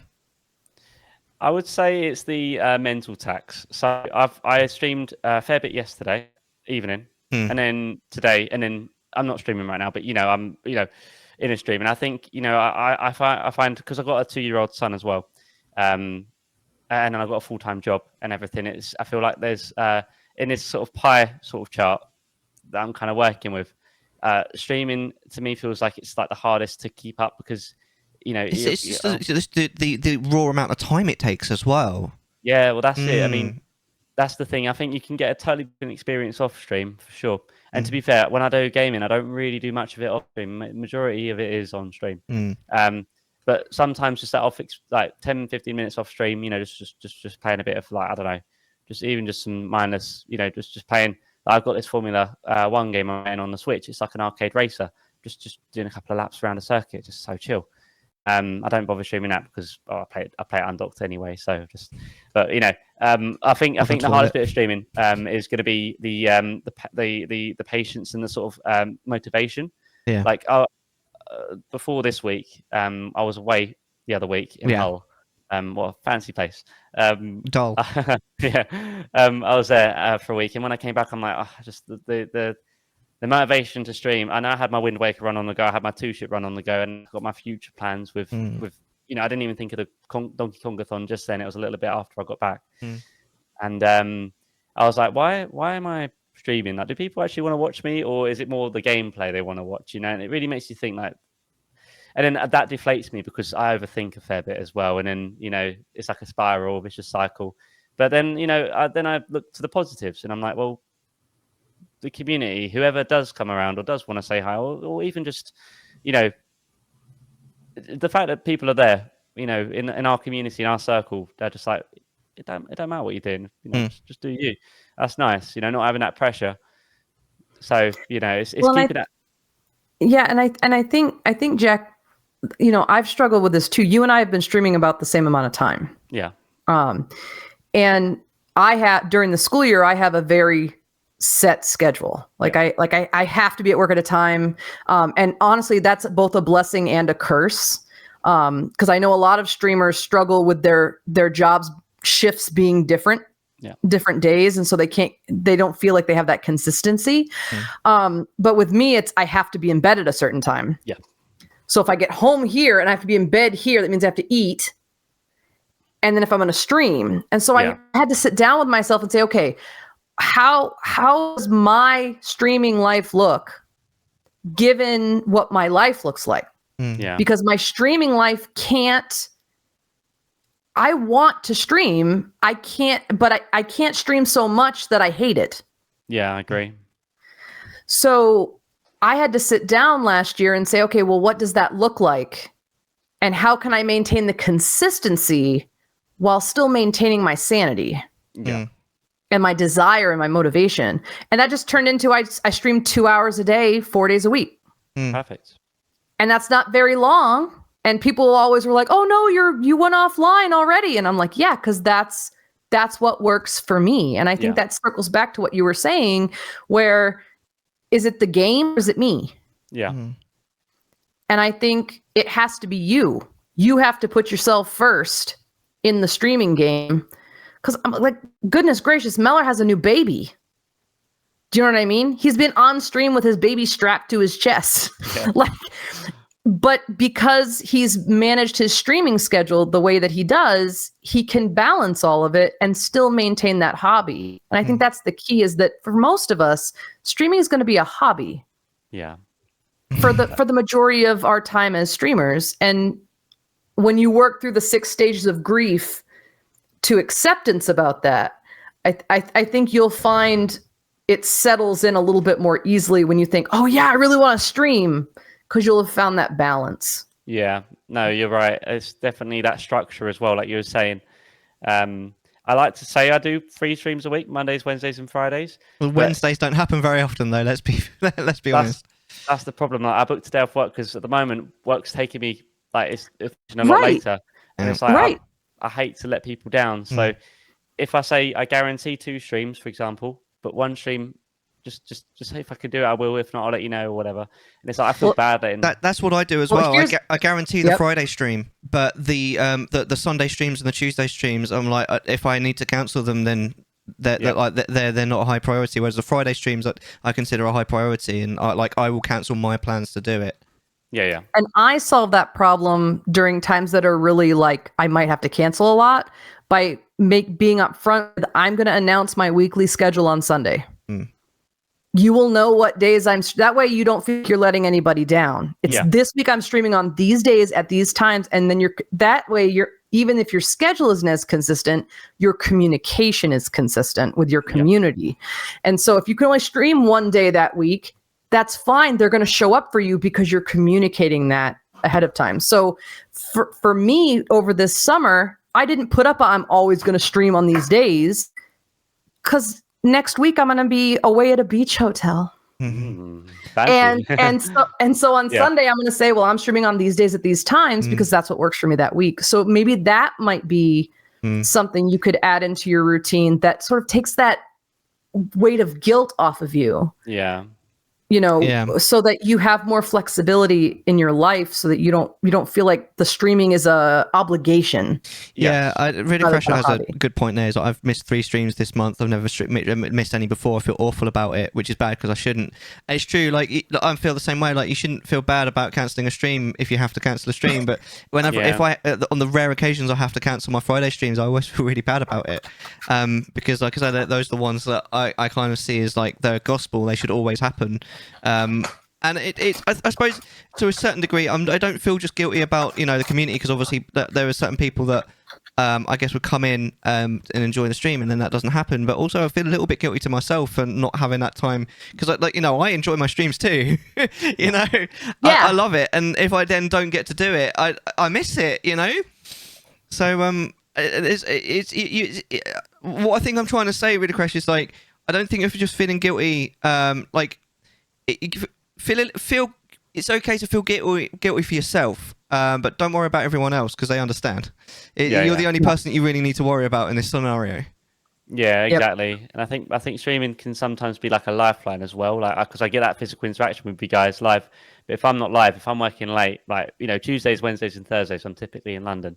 Those are the days that I could be quiet and I could go home, I could stream, or I can't, and then it's longer, and it's like I feel like I miss that, because if on those days I don't always get to tune into people, and it's like I feel like I'm missing like a part of your, Yeah, I think it's also there's an element to this. Like, I mean, when we were all in lockdown, a lot of people came into streaming because that's like they were missing their social interaction, so they come to stream to get it.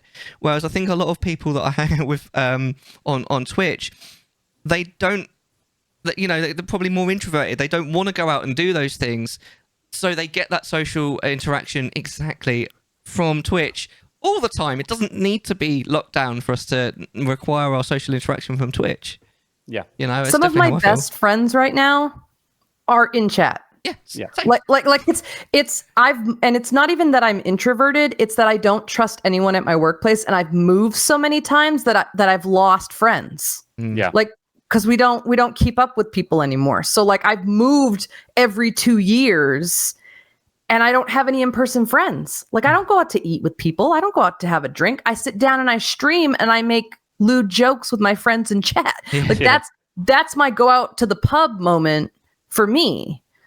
Whereas other people have in-person friends that they have that social life for me, it's streaming. It's Amen. on Discord. It's hanging out with you guys. Amen. And that's, to me, in our current world, it feels safer It is safer than those other things. Yeah, in many ways. Because at least if someone enters chat you don't like, you can just ban them. You can't do that in a pub, can you? Ban them and pretend they died. Yeah. Fabulous. You can't do that in a pub, can you? Nope. Well, I mean, Not you really. could. You could, but there are consequences. Yes, pretty bad consequences. So, building on what you said about your least favorite thing about streaming is that sort of the mental toll that it takes. Do you think that you feel yourself more on stream or off stream? Oh, that's a good question. I mean, I feel like I've got the same personality on and off stream. Like you could call me and I'll be the same face, the same voice. But I think sometimes Twitch, like just interacting with you guys is just what I need. Like, I remember having like a really bad day at work, and then angry with streaming. And I can't remember what game you were playing at the time, but just streaming, and I really needed it, and it was just so welcoming, and just like it was just don't make me talk about my day. Let me just hear all the stories and all, you know. And it was like that was like perfect, you know. Like I feel like without that, maybe I just have like a miserable, not miserable, you know, like I just wouldn't be very happy, you know. Yeah. I just fine, I'll go sleep, I'll wake up next day, same. But that Who are angry you stream, without one of my very awesome dick jokes? Really, I mean, what? I'm glad and Pulse, I'm glad I could be there for you in that moment, because I guarantee on a Friday afternoon, Mellar's been that moment for me. yeah, Really? Or on the weekend, like on a Saturday night, Shelly's been that moment for me. Or like there are streamers that I go in and I'm just like, I just want to feel like a voice in the crowd, and I want to hear this person talk to me for a little while, because I care about them and I know they care about me. They want to see that I'm there. And it just comes back to the idea that in this current world, it's so important to stave off depression and anxiety and all these other things that work and all the bullshit wants to put on you, is remember that you're not alone. yeah, You are not alone. You're not the only person with these struggles. You're not the only person feeling the way you feel. You're not the only person that can't figure out Mix It Up. You're not the only person who hates your job. We're all out here on Twitch. Just come pick one of us and watch us for a little while and be angry in chat. Like just be a part of like you said, community. Yeah. It's Twitch reminds all of us that we're not alone, and to survive in 2024 and beyond, we all have to remember that. yeah. Yeah, absolutely. That means a lot to me that you say that, honestly. And just as a side note, if anyone does want any help with Mix It Up, DM me. I don't mind. I'll give you some time. Me too. Yeah. Because Mellar showed me how to do it, and now I know all the ways that I did it wrong. And I know how to do Nice. it right. Yeah. So yeah, I feel like you didn't quite answer the question, or did I miss something? Are you more yourself on stream or off stream, do you think? Oh, that's right. Yeah. Honestly, I'm myself on stream equally as much as off stream. Like I said, you can call me, you could text me, you can whatever. I'm going to give you the same me. You know, I don't hide behind any faces. Like I said, my channel name before I renamed it, probably about a year ago now, was Name's Jack. Like that was like physically like, let's break that barrier. Fine, you don't have to tell me all your names. I'm not expecting you to. But here's my name. Feel comfort. You know, like know that I'm ears or I'm here. You know. Yeah. So yeah, I'm just very open, very honest. Like you can ask me anything, I'll be more than happy to answer or whatever. You know. Absolutely. I think what I always say is I feel like I'm more myself on stream. Like you get more Mellar for the amount of time I'm live than most people do, because you know, I'm out there, I'm doing stuff, but I'm a bit more extra when I'm streaming. I'm still the same person, but I just bring more energy when I'm streaming. I'm myself with the lights turned up. Yeah. Is how I describe it. Like I get to say fuck. That's a good analogy, God, actually. I like that. just like Oh my God, I I spend can't my believe whole you said day being a prude, and I get to come home and just be myself. Yeah, probably be but a more little of yourself extra. as well. Like, yeah, extra, exactly. Yes. You probably That's do right. more dick jokes than you would if you didn't work as a teacher. Well, Because you've got to it might get be it a out bit of your awkward, system. might it? Just a little extra. Just a little. Yeah. Oh, gorgeous. Do you have any plans to do more gaming with the community? Because I know you did some stuff with Shelly today. That seemed to really. I liked watching you do that. We did a collab, didn't we, a couple of weeks ago, boss? We it was did. Good. Yeah. Yeah. I have, because that seems to be kind of a wheelhouse thing for you. Have you thought about doing more with that, like co-ops and things like that? Yes, I'm a social butterfly, me, and I think it was kind of like the co-op I did with Burton off, like when he was on stream, I was off stream. His his Ocarina of Time, like he just opened it up. He says, all can enter, all can participate in that, and I started doing that, and I was like, oh, this is quite fun. So me and Daisy arranged something the week after that, me and Mellar get together. 3 weeks after that, me and Shell get together, and then tonight. And I think I want to do more collaborations. Me and him with the Mario 64 run. That's right, only up doubles as well. I think I want to do more collaborations. Like I said, I'm going to be changing the style of the channel very soon. Not completely, but there'll be a lot more of an emphasis on. You get an overlay update. I should really get an overlay. You don't have to. No, I need to improve the channel as well.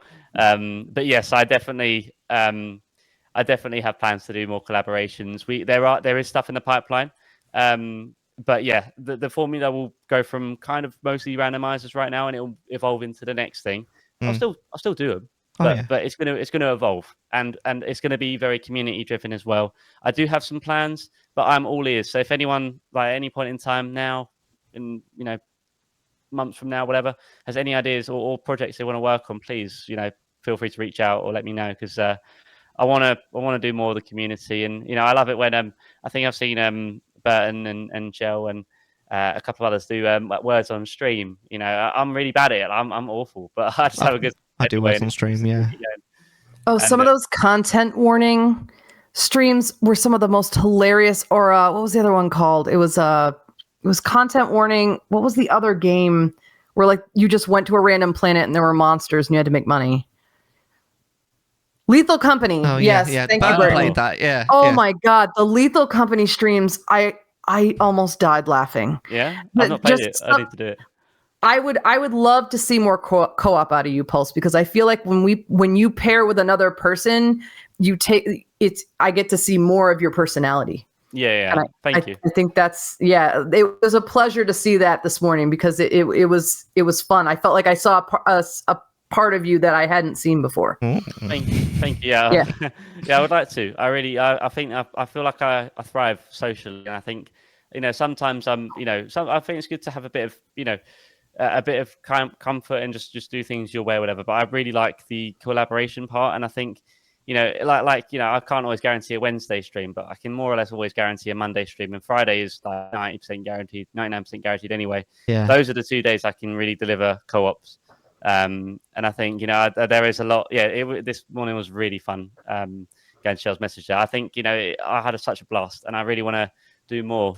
So yeah, any opportunity I get to work with you guys in the community or whatever, I'd love to. I'd love to. I know I can be a bit shy, and especially getting out my comfort zone. Like if it's like something I've not experienced before or whatever, I can be a little bit shy or whatever. But I mean, you guys will know I'm not very I know my tech stuff to a degree, but pretty much like whenever anything's happened, you guys have been there to help me. And I guess so long as someone's ready to steer me in the right direction to how we're going to get to this goal of working together, then that'd be wonderful. But yeah, doing more collaborations, I really would like to do. Amazing. But unfortunately, I have to dip out for Pizza Wars and the review section so that I can keep an eye on the dogs, so that there aren't a lot of cleanups. So I'm just glad that I get to spend some time with these fine gentlemen today and say hello to all you wonderful people, because I think we've got a lot of good things to say about the gaming sphere. And I'm glad to have heard more about Pulse, because I'm always watching Pulse, but Pulse and I have never been in the same place at the same time. So. Yeah. Always watching. Angry Angel, thank you so much for joining us. I can't wait for the next one already. So thank you very much. Appreciate you. Okay, so now we're going to do a couple of game reviews. So we're going to start. We've got 2 reviews that we're going to do tonight. We're going to review. Jack's going to review Elden Ring, which is a game I've never played. So I don't really have a huge amount to say about it. I've seen a couple of streams of it, and then we're going to review Skyward Sword. Have you ever played Skyward Sword? I have. You have. All right. So we'll both probably have a bit of a chat about it. Hey. I played the HD version of the game, not the. Okay. I've played both versions, so we'll have a chat. I mean, the actual review that we're going to watch is of the non-HD version, but then we'll talk a bit about the HD version. Yeah. All right, amazing. Right, so we'll have this on in the background, but there we go. So there is gameplay in the background of this. If you want to have a look, this is Jack playing it. What looks like a while ago before he changed his name. Yeah. But what why are you naked? I know. Where's this? Where's that? I need a 2. I don't know. Talk to us about Elden Ring. What are your thoughts on Elden Ring? Right. So Elden Ring was the reason why I started streaming to Twitch. So Elden Ring for me was the lifeline I needed. So I was doing a lot of sim racing. What is sim racing exactly? Sim racing is like you're racing, but in a virtual sort of circumstance. So I had a sim racing rig. I've still got some equipment back there. But I've got like wheels, pedals. I used to have an actual rig. I've got VR mask. I had camera systems to track my movements and everything. I had like the full shebang. And basically, instead of like maybe, you watching on YouTube like someone like just doing a race, I was doing that race, but online, and that was a lot of fun. But I got very addicted, and I kept I kept pushing myself higher and higher and more and more. I wish, Ryan. And I was very determined to to keep getting better. And when I was started seeing myself drop, and I'm like, this is tearing me up. I didn't know really what to do. Fortunately, not long after that, it was Christmas Day. And what do I get on Christmas Day? I get Elden Ring. And I try it out, and I'm like, oh my god, this is so refreshing. This is like, what have I been missing out on my whole life? Well, not my whole life. I only came out like, midway through 2022, I think. Right. And so yeah, that was sort of my lifeline to kind of pry me away from pry me away from that and help me kind of find something new to enjoy. So I started streaming that, and then I think the reason why I really like Elden Ring is because you build your character, you build the sort of life you want to live inside of the world. I guess you don't really live it, or you just experience it, or whatever. So yeah, you pick a class, you pick sort of the weapons you want to use, although you can change up at any point in time. You can do your stats, but again, you can change up at any point in time, and then you work your way through the bosses. It's very much like Tears of the Kingdom in Elden and Breath of the Wild, because it is very open world. However, there is that sense of progression, and you do have to do certain things to get to the next sort of stage, which is, which I like. I like that structure, and I think Elden Ring is the perfect game of an open world formula done on a linear progression. I think that is nail on the head. And the bosses you fight in it, they really help you overcome these obstacles. It wasn't really Elden Ring that made me feel this way, although it kind of is. More so Dark Souls, but it's actually the mental sort of state it put me in. It actually really made me feel more. Like, games aren't just something you play and then you turn them off. Like, this experiences, and I had that in the past, but I have been out of touch for that for so long. Like I said, from COVID since 2020, when COVID hit, I lost my job. So I was unemployed for about half a year, and at the time no one was kind of employing, so I had a lot of free time. So sim racing was perfect for that. But it got to a point where I was so lonely, and I just really wanted friends. And at the time I lived in an area where my friends weren't there, and it's like I can't see my friends, my family are meeting me, see it like outside the door, like not outside the door, but like the front door there at the other end of it in the lobby at the time where I lived, and it's like I just couldn't even see them. I was just alone. And I think Elden Ring sort of filled that void and that community of it. And anyway, so going on to the review portion of it, the reason why I think I get along, I really like Elden Ring, and the reason why I think I can review it is because I can resonate with it. The game is kind of seeing you go from a nothing to somebody, and that somebody isn't always the same path. We all take a different path to get to where we want to go. I find beating these bosses or learning their patterns, or even just generally just exploring the world, I find that really satisfying. I got that with Breath of the Wild, and I got it with Elden Ring. And I think, you fight these bosses, you go through these experiences, and it's hard to replicate them, especially on future playthroughs. Like, there's so many times I wish I could just maybe take a pill or something and relive these experiences for the first time. Oh, I feel that. Like Twilight Princess, I've only done one playthrough of the game. I really want to replay it, but at the same time, I really don't, because it's like, it's not going to hit the same, Mm. And it's like, I think we were saying recently, I can't remember which game it was we were playing, or I was playing, or Mellar was playing, but like there was a game that, like, if we could just... I think it was. I think we said that about Ocarina of Time when we were playing it together. Yes, it might be. Yeah, Yeah. It could be that. It's like, if I could just do something, just to, like, not erase these memories, but if I could just not know what's going to happen next, a fresh experience of this game would be so good. And I think that, for me, like, Elden Ring has hit that so well. And Ocarina of Time, although I grew up playing Ocarina of Time, so I kind of forgot on that first time experience. But Elden Ring is still sort of fresh, like my mind, in terms of that first experience. And then same with, pardon me, the same with Twilight Princess. Like, that one comes to mind immediately. Like, I played that and I was like, oh my god, this is such a good story, and it's rich in content as well. And it's like every minute of it, I couldn't wait for more. We were saying earlier about the cutscenes and kind of how they've evolved, and it's like, for me, Twilight Princess, I played the GameCube version at the time. Yeah. Sorry, I played the HD version at the time. Sorry. Version. And it was just so powerful, and I'm like, oh my god, I'm not going to get this same emotion in future playthroughs, you know. And I've kind of forgotten that of Ocarina of Time, because that's something I've just played over and over and over again. And same with Elden Ring to a degree. But I still remember what it's like for the Elden Ring one, and I think that's what I would really like to just relive again, you know. The gameplay you're seeing on screen now, this is my first playthrough of the game, but I was like maybe 40%, 30% the way through the game off stream, and then I redid it, so this is still the beginning bit. But when you see me get to something new, like, my reaction is priceless. Right. I beat Millennia for the first time, the hardest boss in, not From Software history, but the hardest boss in that game. And my reaction is over the moon. You know, it's probably the most excited you've probably ever seen me.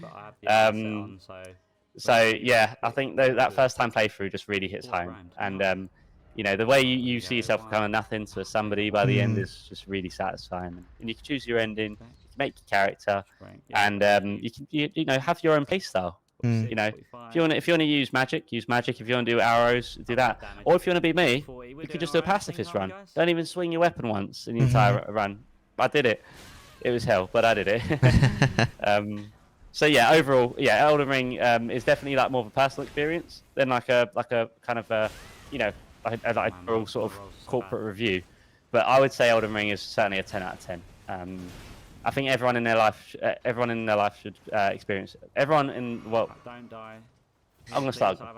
Everyone should have the opportunity to play Elden Ring, or From Software gaming. Just give it a go. I know it's not up everyone's alley, but just trying it. It's actually quite interesting hearing you talk about it this way, because do you remember earlier you were saying how Life is Strange really just wasn't up your alley, even though it's not a bad game? Elden Ring and pretty much all the From Software games are kind of that for me. They're really just not my bag. They look great. They look like they're good games, and I can totally understand why people like them. But I don't really like. I don't like games that are really punishing, because I don't play video games for that. I feel like games that are overly punishing and just wasting my time. I don't mind a game that isn't not being super duper easy, because you don't want games to be like an absolute cakewalk either. I don't mind a little bit of difficulty here and there, but I do think that, and I've always thought that the way that a lot of the From Software and the ones that try to emulate it sort of approach it, it very much feels to me like my time isn't being respected. In the way that, like, you can lose so much by like just a small mistake. Yeah. I can totally see why certain people absolutely love that. People that enjoy challenging gameplay, like, for example, the fact that you really like Zelda 2. But that's just not my bag. I don't want to be frustrated when I play a video game. It's not my idea of fun, which is also why I don't like Cuphead. I don't like those kind of games. I don't find that kind of experience enjoyable whatsoever. But actually, my slight dislike of these From Software games goes a little bit deeper than that, because I don't really like the art style either. I'm not. I've never been able to entirely put my finger on what it is that I don't like about it, because like that kind of sort of grotesque, almost Geiger-esque stuff always really interested me. I love a lot of H.R. Geiger like paintings. Just really just interest me. But there's just something about the way that these games look that just makes me want to yawn. I'm sorry. Yeah. And like the way that the characters move as well, I just don't like it. I can't entirely put my finger on why. Because like I say, they're not bad games. They just don't tickle my fancy. Yeah. You know. I also unfortunately got a bit of a bad experience with Dark Souls 3 lore, because I used to mod for a bloke that a cool dude called Virtue, who used to he doesn't stream anymore, but he used to regularly pull in 50 to 80 viewers. Wow. And I used to mod for him with a couple of other people, including Ben, if you've ever seen Ben in chat. And so many people just came in and just talked about the lore in these massive, great, long things. And it honestly made me hate the lore of the game. Yeah. It's not even the game's fault. We ended up having to ban half of them because you get to a point where like, can you please just stop? And they don't stop. You're like, right, okay, well, bye. And it just wasn't a very... I mean, watching him play the game was fun, but modding the game was not fun, bro. And it actually kind of made me resent the game a little bit, which is a shame because that's not even the game's fault. Yeah, no, I mean, to be fair, I mean, the game's not for everyone. There's a lot like Life is Strange experience isn't for me, or like like a storytelling game. Like I don't mind a good story. Don't get me wrong. I think a good story is amazing. Yeah. Again, I'll keep going back to Twilight Princess here as well. Like I'm so glad I've experienced that. I just really wish I could experience it again. Yeah, for the first time. Yeah. But like, yeah, I think it's definitely to do with your interests as well. Like, I know it's not up everyone's alley. But that's just the way I'm built. I think I like things being that way, and we're all different in our own way, aren't we? And that's the beauty of not only games but media. It's the beauty of life. Yeah, exactly. So yeah, I can understand where you're coming from, but I do think if you, but even not even Elden Ring or From Software, but those sorts of games where you really feel that connection, and not just on a face value, but like in the heart as well, and like. You feel that emotion behind playing, like that experience is how I feel with Elden Ring, which could be, it could be like Breath of the Wild for you, or it could be, Zelda 2 to those who like Zelda 2. I just think it's a beautiful thing having this sort of connection to video games and media and life as a whole. That we can all find interest and passion out of crumbs, out of breadcrumbs or bits of dust, really. Like, most people may not have even find these things as interesting, but they'll still give it a go, and that's it. That breadcrumb you follow could lead to big opportunity. Yeah. But yeah, I mean, that's my thoughts anyway. Elden Ring is just the modern day experience of a very well, perfectly executed single player game. Yeah, I can tell you from almost for a fact, if I liked the Dark Souls games, I'd probably love Elden Ring, because it does look like a fantastic open world experience. I think if Tears of the Kingdom didn't exist, I'd say Elden Ring is the perfect sequel to Breath of the Wild. If you look at Breath of the Wild in terms of if you look at it on a character sort of progression basis, not on the other stuff, right? Not on story, obviously, because it doesn't. But like, you play Breath of the Wild, a couple of years later you play Elden Ring. It feels like that. If Breath of the Wild didn't exist, Elden Ring wouldn't have hit hard, anywhere near as hard. Right. And playing from one to the other was just beautiful. Not obviously, I didn't play one and then immediately the next. Yeah. But I gave it a couple of years. But that to me, playing Elden Ring was just like playing that first time experience of Breath of the Wild, which maybe helped it hit home even harder. Actually, it's slightly off topic, but I have to just point out that Shelly says I've never played Twilight Princess. I think that's actually one of the reasons why, because we were saying how you'd love to be able to wipe your memory and play it again for the first time. Yep. I think that's one of the reasons why I definitely feel this way. I love watching people first play Ocarina of Time on stream. Yeah. Because you get a little taste of what it felt like to first play it yourself. 100%. I'd love to watch Shelly first play Twilight Princess on stream. I think that would be really fun. Same. That first time experience, regardless on the game. That's it. That first time experience on but if it's a great game or whatever, and that the person that's playing it is going to have a great time, like that, it's just priceless, And like reliving it yourself, obviously you can only relive through something once until it becomes replayable, whatever. But yeah, unless it's obviously like a game that changes or whatever. But Twilight Princess, like having that first time experience is just absolutely magic. So, Absolute magic. Yeah. All right. Well, shall we move on to the Skyward Sword one then? yeah, go for it. All right. Now, I've actually I don't know if you want to watch the review with me, because we're actually what we're gonna do. We're gonna watch my original review that I made. I've just sent it to you on Discord. Yep.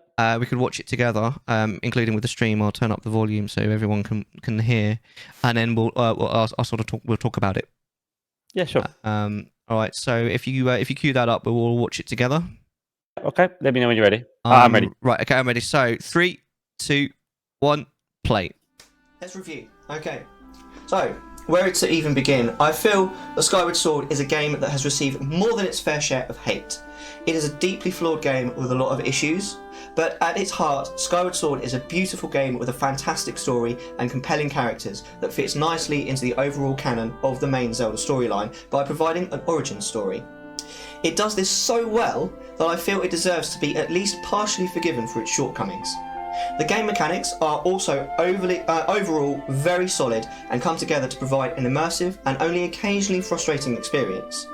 The motion controls are utilised in a way that feels mostly natural and worked most of the time. A lot of people slated the motion controls, but honestly, the percentage of successful interactions compared to the number of unsuccessful ones is not a huge amount more unsatisfactory than a standard controller, which are not by any means perfect. The mechanics of the game are also, on the whole, very smooth and fit well with the feel of the game.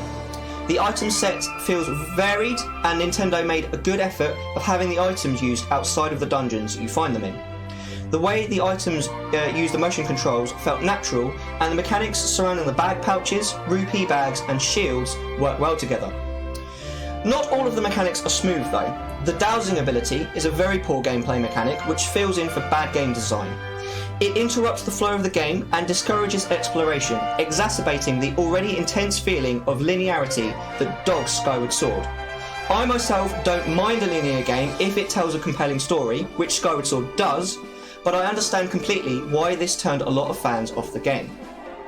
The overworld is also very disappointing in Skyward Sword, being sparse and frankly boring, with random islands dotted here and there with no real substance or intrigue. The flying, while initially exhilarating, quickly became a boring chore that takes far too long.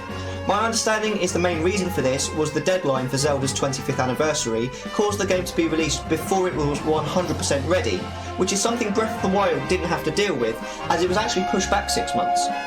Having said that about the overworld, I find the actual hub of Skyloft very impressive, with a lovely atmosphere, perfect size, and a good spread of various story-relevant and side intrigues that keep the player coming back happy. The world as a whole, but Skyloft especially, feels like a real place where people would live and has mostly believable characters who interact with you and the world they live in an organic and mostly believable way, which really helps with immersion. The characters in Skyward Sword are overall fantastic and a massive improvement on Twilight Princess.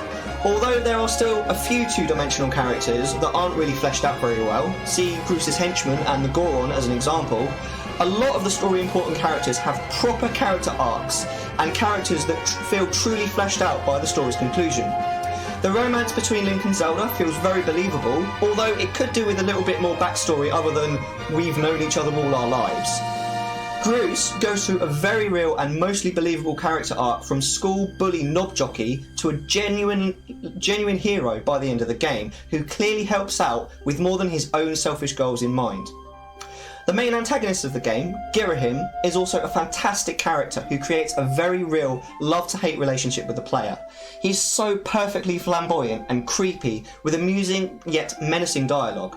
I wish I could say the same for Demise, who unfortunately is a cookie-cutter demon lord, with little to no character whatsoever. Considering his lore significance, I find this very disappointing. This brings me to the thing most people, including myself, hate the most about the game, and that's Fee. I'd love to know what the devs were thinking when they made Fee. she is constant and relentless in her efforts to demolish the atmosphere and pace of the game, constantly popping up to provide either already obvious information or information you have already, normally just at that moment, ascertained. I understand a desire to make the game as accessible as possible, but there is a line that needs to be drawn, and Fee goes way beyond this so many times. It's especially frustrating because Midna in Twilight Princess was done so brilliantly well. I think the decision to make Fee a robot doesn't help either. If she had been more human and more relatable, this would have made her a lot more sympathetic and less annoying, even if she had to spoon-feed the player. But not spoon-feeding the player at all would have been preferable. If she had been more relatable, it would have also made the part at the end that was supposed to be emotional, actually emotional, instead of just a bit of a bore.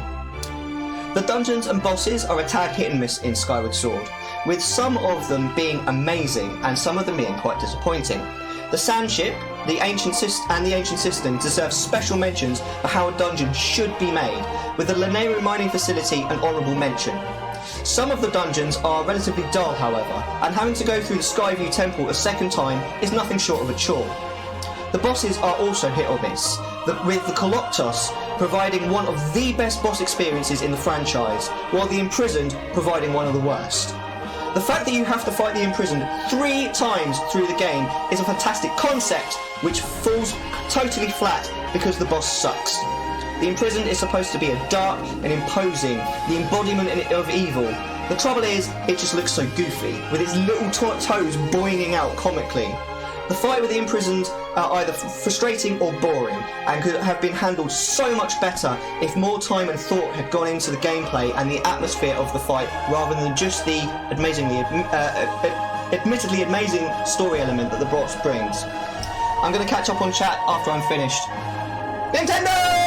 Hey! I'm not finished yet. So one thing I feel the game does do well, which is difficult to get right, is the fan service. Spoiler alert, but the fact that you actually get the entire Triforce rather than just 1/3 of it really excited me the first time I played the game, as the Zelda nerd I clearly am. Doing so at no point feels forced or wrenched in, and was genuinely satisfying. My only regret is that it wasn't made as epic as it deserved. Seeing the setup for a lot of the other games in the franchise was also totally epic and relatively well handled by the story writers. I'm so rarely a fan of fan service, but on the rare occasion it's done right, it can be really freaking satisfying. Overall, Skyward Sword is an inherently flawed game, but I feel it doesn't deserve a lot of the hate it gets. It tells a more compelling story and has better characters than Twilight Princess, with a beautiful and vibrant world to explore. Apart from Fee, all of the other issues aren't at all game-breaking, and even Fee is worth putting up with to enjoy the immersive world and story.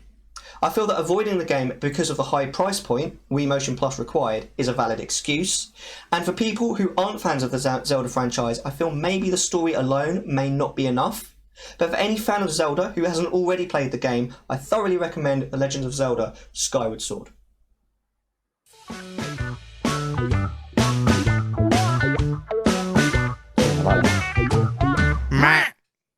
That was groovy. Yeah, that was a good review, mate. You actually did a really good job with that. Thank you very much. I saw a lot of head nodding throughout most of that. What's your thoughts? Yeah, I've not played the Wii version of the game, so please forgive me if maybe my thoughts are a little bit. I should just mention this was I've streamed this twice, and both times with it. I made this review before the Switch version even existed. Yeah. Yeah. Go on. Yep. So obviously, my thoughts might be ever so slightly different to yours, like yours. However, they in line as well. So again, I can only speak on behalf of the HD version. So of course, the gripes that you might have, I might not have, but still sort of very similar as well. But yeah, I think a very good place to start with is Fee. She is a little bit. I think she's that kind of that friend that always tells you information when you just don't want to hear it. you're having a good day. Actually, no, scratch that. She's like Captain Obvious. You know, when it's like you're really hot and you're having a drink and your friend's like, "Oh, are you thirsty?" It's like, "No, I'm just drinking water because I don't know because it will make me die quicker. I don't know." Exactly. Or it's like you're going for a walk and it's like, "Oh, you going somewhere?" It's like, "Yes." Yes, I am. And it's like, I used to have a boss that did that. He'd always ask me to do something when I was on my way to do it. yeah, it's like just let me crack on. And I think Fee is that person. She is very much. I think she's quite two dimensional. Yeah. But she certainly is like. You kind of already know what you got to do. Like it's a Zelda game, for example. It's not like you're playing like this this game that like a brand new game, a grand adventure. You don't know anything about it, and it's like the first ever time like a new sort of IP. Like, this is quite established at this point, and I know it's the first of the lore. You know, fair enough. But Fee herself is very much she provides a bit too much detail, a bit too much context, and the calculations and the percentages. Like, I'm sorry, man, I'm not in for a maths lesson. Just let me crack on. Yeah, I had a problem with that as well. Like, it was so unnecessary. I think there was one point that's still a quote on my channel when she's like, you arrive at a volcano, and she's like, 86% of this area is lava. I'm like, great, no way. It's a volcano. Yeah. You don't say. But also, like, how is that useful information to me? Like, I don't need to know that. No, exactly. It's so annoying. I think a piece of information I think might be useful because a big difference between the version that you played and the version that I played is they did tune down Fee a lot for the Switch version. And my understanding is what they did, and I have played the Switch version, but I didn't quite, because she's still annoying in the Switch version. That's the thing. But you know, in Ocarina of Time, right? Yeah. You've got Navi, and most of the time you've got Navi, she's just like, hey, but you can totally just ignore her, right? Yeah. But every now and then you'll come across something and she'll fully just interrupt, and like the camera will swing and it will look at her, and you'll be looking at a thing and she'll tell you about the thing. A really good example of that is the first time in the Deku Tree where you come across a door and she stops the game. She's like, this is how you use a door, right? But Fee only does that 6 times. 6 times in the entirety of Ocarina of Time. All the other times she just says hey, and then you could ignore her, right? Yep. They made her a lot more like hey, and then you can ignore her. They made Fee like that in the remake. In the original, it was more like, I'm stopping the game now. Listen to me, and I'm going to tell you something that's really freaking obvious. Yep. And it was really, really annoying. I didn't count the number of times, but I can tell you that I had a counter on the screen of the number of times I told her to fuck off, and it landed at more than 80. 80. Christ. Yes. Yeah. I don't think you're wrong, to be fair. Like, she was very annoying, but again, because my first ever experience was the Switch HD version. Yeah. I didn't have anything to compare to, so it was just kind of that sort of fresh take. I've played other Zelda games. You've got to keep in mind that I completed Ocarina of Time more than 50 times before ship even existed. Of course, yeah, that's understandable. But yeah, I think Fee is probably the worst part of the Switch HD version for me. Definitely. I didn't find the controls that bad. I did briefly use the Joy-Con. And with the Joy-Con, I didn't have the control as I do on the Pro Controller. So I just tried out the motion controls. Did not like it. The controls weren't that bad because you had to do motion controls on the original. Yeah, of course. And the way that it basically works, you had to use the Wii Motion Plus, and it depended on which way you swung the sword as to which way he swung the sword. And honestly, it worked fine. The only time it was a problem is if you wanted to stab forward, which is a big problem for the last 3 bosses of the game. Yes, and yeah, exactly. The final 3. I think that's where the Switch HD version was great, because I played 99%, maybe 90% of the game on the Pro Controller with the motion controls turned off, so it was only joystick controls, and it was so easy. Like not easy like that, but I mean, like, it was understandable. I could digest it. I could kind of understand and figure out what I needed to do. So the controls, like, you push the thumbstick inwards to stab, you swipe up to, I think, do like an up. I think I know. Yeah, they're quite good. Exactly, and I to be fair, I played a lot of Skate growing up as well. I don't know if you played that Skate. It was free, Skate It, and basically with them, you do the same thing. You get your thumbstick, and let's say you want to do an ollie. So you want to just do a little bunny hop, just swipe up, and then you do, or you want to do it's called an ollie. It's like you still do a jump, but it's from reverse, whatever. Yeah, and that you do from that one, you just flip down, and it's like, I love that I love that it gives you that sort of satisfaction. So that's why I think with Skyward Sword I really liked, because in the other Zelda games you more or less just tap this little button here, or but giving you that sort of direction, you could actually choose the way you want to attack, and to a degree you strategize as well. I mean, and it's really towards the latter half of the game you actually need to do the right stuff. But when you're first starting out, I didn't realize there was a horizontal and the vertical. It was just kind of a guessing game, really. Yeah. So yeah, I think the controls weren't so much of an issue. The fee was the issue, but take away fee, not completely, because I do like fee, but I like fee in a very, very, very small amount, minus fee. all the percentages. I think the Skyward Sword would certainly be like a 9 out of 10, an 8 out of 10. But I think there's just a tiny bit that brings it down just a little bit too much, I still think it's worth playing through. I mean, Riddercrash says that he has got a sort of love-hate relationship with Skyward Sword, which is understandable. Hasn't finished it. I think that is a great shame, because the finale of Skyward Sword is absolutely fantastic, especially if you're a franchise fan. There's a lot of very significant and exciting things that happen towards the end of the game. So if you can sort of push through the bits of the game that aren't necessarily 10 out of 10 to get to the end, I recommend that you do. Yeah. But yeah, honestly, fee isn't the only thing wrong with the game. I do think, as I mentioned in the review, I think that the overworld is far too sparse. It's actually, funny enough, exactly the same problem that's that Tears of the Kingdom has with the Sky Realm. There's just not enough there. Yep. I thought maybe they might have learned the second time, but there we go. It's Nintendo. Yeah. It's just far too sparse, and I'm not really sure why, because it shouldn't be the fact, but flying around Skyloft, around the sky in Skyward Sword is nowhere near as fun as sailing in Wind Waker. I think I don't know why, because it should be more fun. It should be exhilarating, and yeah, the first time you play it like for a few minutes, it's great. You're like, wow, I'm on a bird. The music is absolutely amazing. But it just very quickly, okay, well, in order to get from where I am now to get to the other place, I have to fly for 4 minutes. Flap, flap, flap, dive. Yep. Flap, flap, flap. I'm not even making this up. This is what it's like. It's really boring. And it's a shame. I feel like they could have done something better with that. I mean, and then in the HD version, they brought a fast travel mechanic, which was an amazing idea, and then they locked it behind a fucking amiibo. I know. That was brutal, because I didn't have the amiibo. But yeah, that is again. I think this is Nintendo being kind of Nintendo, yeah. And I think they could have done much better, but they still did a good job. I just don't think they did the best job.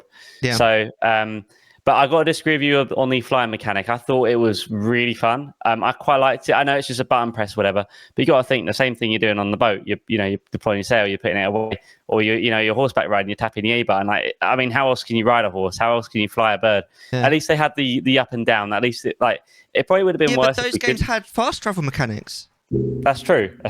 I feel like the flying mechanic left a little bit to be desired.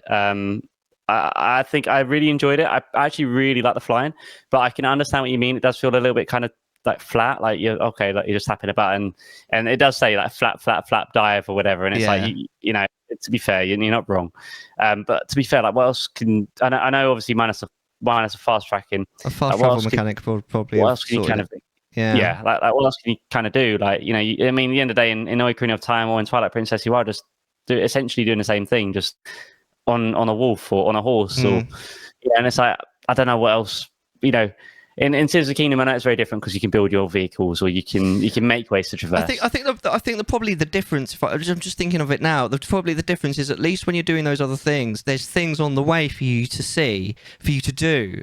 But because, like I mentioned, the overworld is so sparse, there's nothing there. While you're doing it, there's nothing to distract you. So you just you just get a bit kind of bored. Yeah, sort of sitting there rolling your eyes, because there's nothing to interest you while you're on your journey. Whereas at least in the other games there is.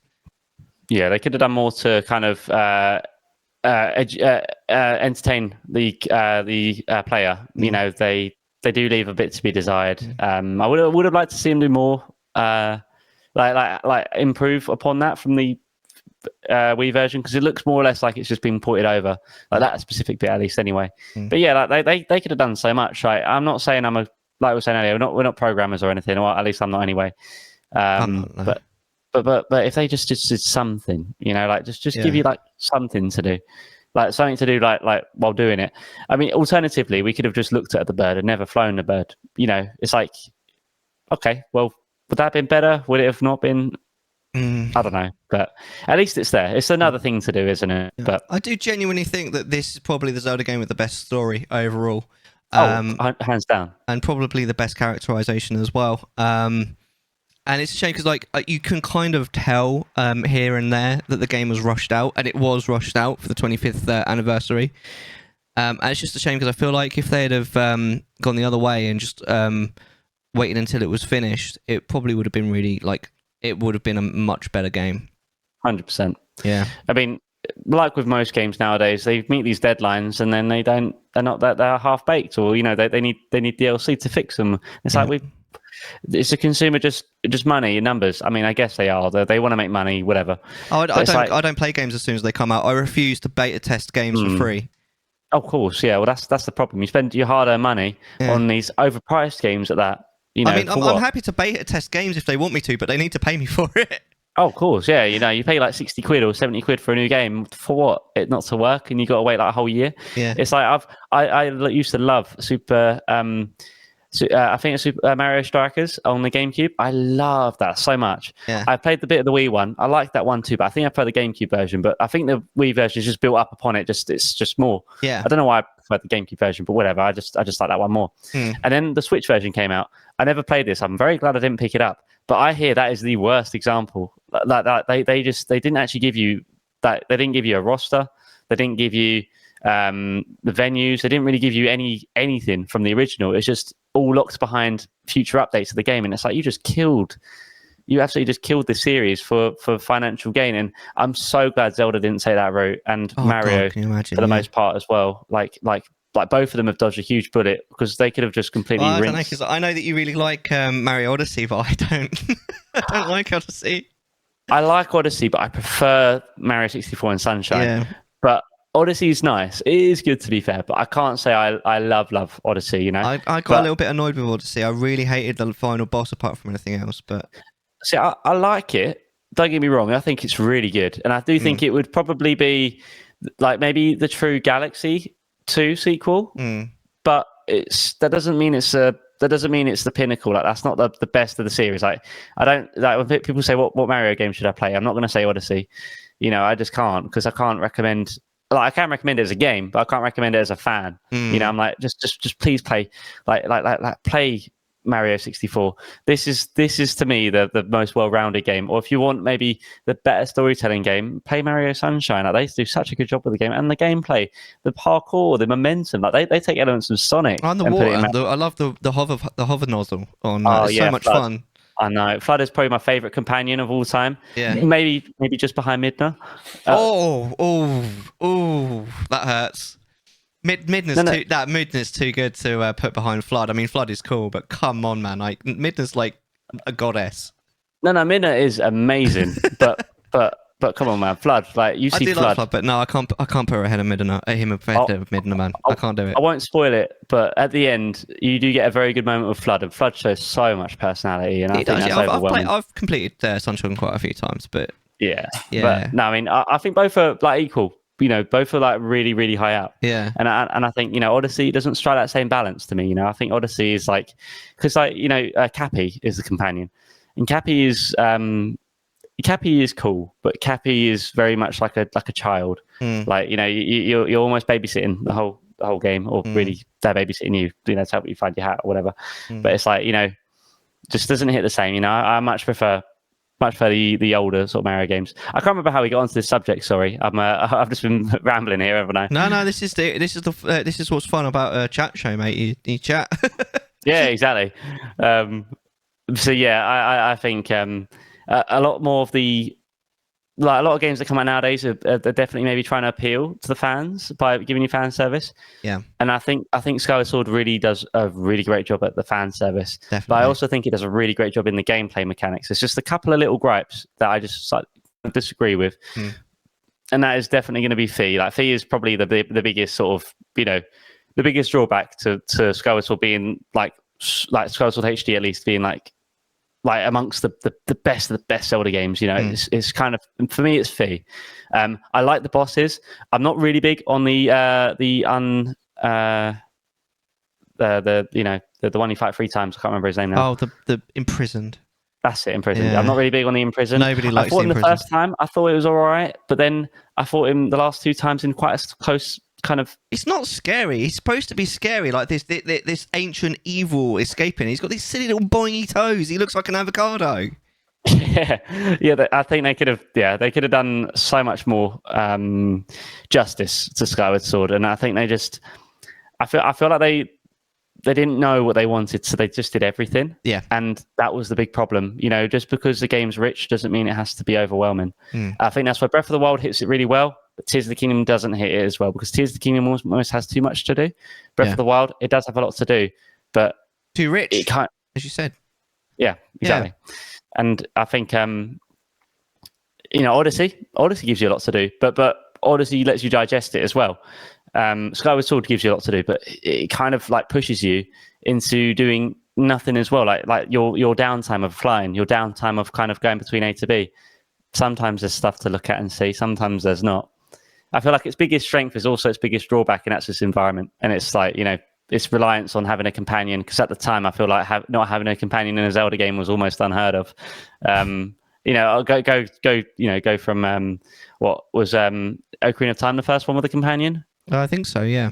Yeah, so from Ocarina of Time, you got Tattle, you've got in Minish Cap, you've got Wind Waker. What's his name in Minish Cap? It's the Eslo. Eslo, that's it. And in Wind Waker, you've got the King of the Red Lions, the boat. Mm-hmm. And then Tattle in Majora's, and then and obviously Midna, and then Skyward Sword. And I'm probably missing a few. I don't think you get any Oracle. There's another fairy that follows you around. I don't know what it's called in Phantom Hourglass, but then you also get Linebeck, the pirate. You get two. You get two people following you in that. And in Phantom Hourglass, it's Zelda. It's actually Zelda that follows you around. Those are the 2 Zelda games that I have not experienced yet. Well, those in the CDI and the. Four Swords, but... The CDI games don't really count. They're not canon. I know, but they're Zelda games, aren't they? So you actually play as Zelda in one of them, or 2 of them. Actually, I think. I don't know, but I definitely I don't know. I think it's very interesting the way that they in Skyward Sword they hung on to the fact that they needed a companion, that they made sure you knew there was a companion. In Breath of the Wild, it's kind of the opposite story, and I think that's where Breath of the Wild kind of thrives, because the direct game after that, I guess you can say the Link Between Worlds is I guess the real in between, because that actually came before Breath of the Wild, I think. But the actual like the 3D Zelda stuff, that mainly does consist of having a companion. Yeah. They've just broke the mold of Breath of the Wild, and it broke free from the shackles that Skyward Sword left behind. But then you say that, but then go back one game before, Twilight Princess probably did the best job at the companion. Well, so that's actually kind of the thing that annoys me the most about Fee, is that just before Fee, they cracked the code. They knew how to make an amazing companion, because Midna is honestly 10 out of 10. Agreed. I really like. I mentioned this before. I really like Midna. I think she's such a fantastic character. She's so easy to love. Yes. And like some people are like, oh yeah, she's easy to love later in the game. No, I loved her pretty much straight off the bat. Yeah. I really just love her attitude. And I love the fact that she goes through an actual, character development where, slight spoiler alert, but she's all like, I just wanted to use you at the start, but now I actually want to help save your world and all this kind of shit. That's just excellent character development. It's really hard not to love her. And so they cracked it. They knew how to do the perfect, companion. And then they did Fee. Well, that's the problem. Like, they're all kind of, apart from Eslo and King of Red Seas, I'd say they're all kind of very much the same. Like, you can mix Navi, Tattle. I mean, that doesn't really leave too many, does it? But you can they all kind of blend together. They're all kind of boring and very much like they're just annoying. They're just there to basically just tell you the obvious. And then they do it so well. They do it so well, Twilight Princess, Midna, and then you just go to Skyward Sword. It's like, well, you just made a good step forward. Why are you going back? Yeah, But- one step forward, two steps back, mate. Thanks for that. Yeah, it's like they had a golden opportunity, a golden ticket. They should have just. But that's Nintendo for you. They do something really good, and then they don't do something good, and then but that's something can be said for us humans as well. We all learn from mistakes. We all mistakes. So but yeah, I think Skyward Sword would easily be maybe like an 8 out of 10 for me. The HD version of it anyway. Yeah, But I do think Fee kind of like I can live with the motion controls because on controller you don't actually have to do motion controls. But yeah, I think Fee is the only thing taking away that 9 for me. I think 8 is a very safe number for Skyward Sword. Yeah, Or a 7.5, 8, whatever. yeah. Well, in that case, let's play Pizza Wars. So you're going to be our third or fourth person to fill this out. Do you like pizza, Pulse? I love pizza. Yeah, that's the right answer. Everyone likes pizza. Pizza is amazing. I've even got a pizza emote. There it is. It's Mario eating a pizza. Oh, look at that. That's just perfect, right? I know, right? So what we're going to do is I basically want to know what you like on your pizza. So I can buy you one. Oh, okay. No, so at the end, we're going to find out what everyone likes on their pizza, and we're going to create the perfect pizza according to the Chattisfying many. So you should be able to see it on your screen. Here are the options. What I really want to know off the bat is there anything that just sticks right out to you as like something that that just goes straight into hot and ready into the S tier? Like this has to go on a pizza. Right, I'm just having a little look at the list here. I've obviously got to, I've got to make sure I get it right here. Right, well, I'm seeing bacon instantly. You need to have bacon on a burger, I think. On a burger? Sorry, on a pizza. Burger Wars. Yeah, you definitely want to have bacon on a burger. Right. The pizza. Oh my god, I just said it again. I would say pepperoni as well. Pepperoni belongs on a pizza. Amazing. Pepperoni is S tier as well. Yeah. Yep. And then I don't know if I see it on your list there. I'm not sure if I see it on your list there. Do you have? Oh, and sausage. Yeah, and sausage. Sausage goes in S tier as well. Oh, amazing. Sausage. Sausage. Sausage. Sausage. Sausage blood. Sausage. So those three are like instantly like I look at a pizza and that's what I see on the pizza. Yep. I could say extra cheese, but extra cheese it depends. Because I like cheese, but cheese is like it would be good, but it's not necessarily like 100% always like extra cheese. Obviously, there's always cheese on a pizza. Yeah.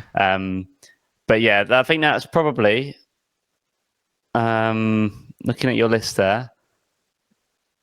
Okay. I think that's probably everything that is S tier. Yeah. No worries. So is there anything that just has to go straight in the bin? Straight in a bin? Yeah.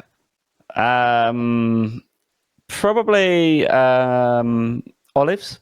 Yep, I'm with you on that. Absolutely. I freaking hate olives. Yep. And salami. Okay, salami. Interesting. Yep. Salami for someone who likes pepperoni is kind of surprising because they're kind of similar, aren't they? Sorry. I was looking at green olives. I think salami might have been under that. Sorry, salami's somewhere else. Okay, No, green we'll put olives. salami back. Green olives. Yeah. Green olives. Yeah. Let's Sorry. get rid of green olives. Yeah, salami's olives just in general are just nasty, aren't they? Yeah, they just not for me. So, and then I think it's banana peppers as well. That's going to go straight in the bin. Oh, okay. Yep. What else have you got there? I'm actually going to move you to a slightly bigger screen here so I can actually. Oh Okay. my! Oh my! I'm big now. Let's see what else. What's garlic parm? What's that? Is that the sauce? Yeah, from what I understand, you know the you normally get that sort of garlic dip, don't you, at Domino's? I think it's that, but yeah. you can actually have it on the pizza sometimes. Oh, okay. Well, if that's the case, if it's on the pizza, then that is going to be a miss for me. It would be. I think it would be a base instead of the tomato base. Never turn a pizza. Yeah. Yeah. Then that would go in the bin then if that's the case. Okay. Yeah. Okay. And same with barbecue sauce as well. I don't like barbecue sauce.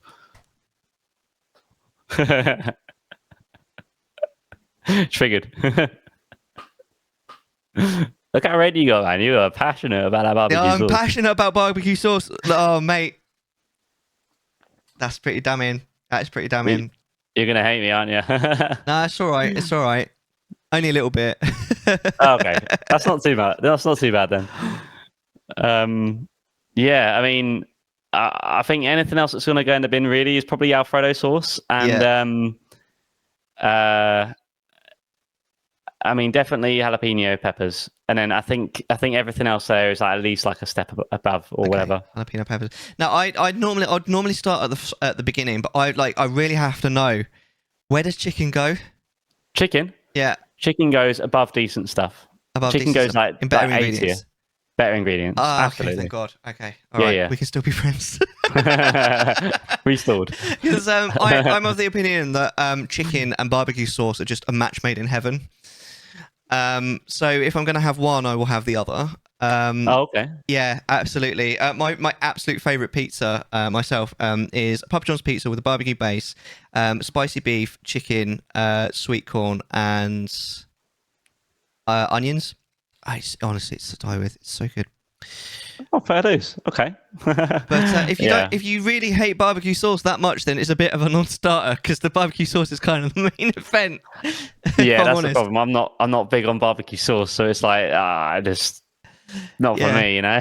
I'm surprised because I think that I get the feeling that would you consider yourself as someone with a sweet tooth? Not really, no. I don't really get along with the sweetness. I prefer the more, I think it's savoury. Is that the right phrase? Yeah, savoury. Okay, Yeah. that's fair enough. So do you like, for example, it might sound like an odd question, but do you like Guinness? yes. Yeah, I like Guinness. Yeah, but Guinness is very much not sweet. It's kind of the opposite end of the flavour spectrum. Exactly. Do you like something like something a bit sweeter, like let's say Malibu? No. No, I'm starting to understand where you're at. Yeah. You get my taste buds. Yeah. I'm getting a feel for your taste buds, eh? Oh, wait. Get your tongue out. Get your tongue in here. So, what would you do with anchovies? Anchovies. I think anchovies would go into better ingredients. Okay, fair enough. What about artichoke? It's not delivery. It's not delivery. I don't think I've ever had an artichoke on a pizza. What's it like? Just another flavour, mate. It's not really like, I don't really think it's anything of anything. It's just kind of there. It's maybe like, Yeah. you know, to me, it's just forgettable. Yeah. You know, Yeah. just, yeah. Well, Not for me. What about beef then? Where's beef gonna go? Oh, beef definitely goes better ingredients. I put it in line with chicken. Yeah. Beef is good shit. What about bell peppers then? Just sort of normal coloured peppers. That's hard because I don't really hate bell peppers, but I don't really like them on anything. But on pizza, it's I don't know. If there was a place between decent stuff and it's not delivery, it would probably go there. Yeah. So I'd probably say, well, let's just say it's not delivery. It's not delivery. If I really have to eat it, like typically, like if we get a pizza, it might be on like a pepperoni base or pepperoni and like sort of like a meat feast, and like we maybe see like a bell pepper on there. Yeah. And it's like, okay, fine, it's already here now. But yeah, not really bothered. All right, fair enough. What are we gonna do with buffalo sauce then? Haven't tried buffalo sauce, so I guess If you haven't tried it, it has to go in the bin. that's going to bin. Get in there. Buffalo sauce is the only ingredient that has only been in the bin. It's got no points. We're on the first person to fill this out, and it's still got no points. I should have said I love it, shouldn't I? I don't know. I mean, lying about pizza is a hangable offence. Oh, absolutely. Look, I'm not gonna tell you a word of lies. I love pizza, so I'll tell you everything you want to know, mate. Just get slightly off topic. Do you like ramen? Ramen. I mean, I can eat it. Do I like it? I guess not. But not tried it on a pizza, so get in the bin. No, you wouldn't put ramen on a pizza. It's a soup. I'm just wondering if you like it. Oh, it's noodle soup, innit? It's Japanese noodle soup or Korean or. yeah. I mean, I can eat it. Yeah. I'm not overly really bothered about it. Have I you like ever it when tried I'm it? having. Do you have it in like noodles, like from a takeaway, Chinese takeaway? Yeah, or whatever? you get like ramen from like Wagamama's or somewhere like that. Yeah. So then I guess I like it like generally speaking with that dish, but I couldn't have it like on pizza or anything. Oh no, Or I with mean, pizza, I'd whatever. love to see someone try and put ramen on pizza. That'd be Imagine. amazing. Yeah. Come up with this soggy pizza. Moist. I'm sorry, what? on a matter pear. Go on, say it. Moist. There it is. Buffalo chicken pizza is good. I don't like spicy on my. I don't like buffalo. Buffalo sauce. Yeah. Stuff. We used to have it at Papa John's when I worked there. I'd always avoided it. You could get like buffalo wings. Ugh. Oh yeah, I'm not big on spice myself. So Yeah, give not that really. me. Canadian bacon. Then what are we doing in that? Do you know what Canadian bacon is? I assume it's just like bacon, just more inferior. Really. Yeah, I think we'd probably call it gammon. It's like thick bacon. Oh, I love gammon. Yeah. Get that on better ingredients. Better ingredients. Yeah, I agree. Yeah. If it's anything like gammon, then I might love it. Yeah. Well, I do love gammon. What about a good margarita? Just a cheese and tomato. I like a good margarita, actually. Yeah, I'd say better ingredients, like or whatever. Like I'd say it's below Meat Feast, below your like extra pepperoni. That's quite high. I've had this conversation with quite a few people, Shelley. It's not just ham. Ham is much thinner than Canadian bacon. Canadian bacon is more like a ham, which what the Americans would call a ham, which Ham? is a ham, not just ham. Oh, a ham, okay. which is Yeah. I see. which is gammon. A ham. Yeah, gammon. A ham. It's interesting that you put cheese and tomato so high. Most people say, "Oh, it's boring," put it low. I think that every now and then, if you're in the right mood, a cheese and tomato pizza hits perfectly. Yes, Don't you think? agreed. I think Yeah. that cheese and tomato is just sometimes you just need a really plain meal, and like like you could have something like let's say you Especially if you've got a bit of an icky stomach or something. Absolutely, you're not feeling well, or Yeah. let's say you had like a really, really like out there lunch. You're like, I just want a really plain pizza right now. Like, I want to have a pizza without all the extra stuff. Cheese and tomato, stick it on that list.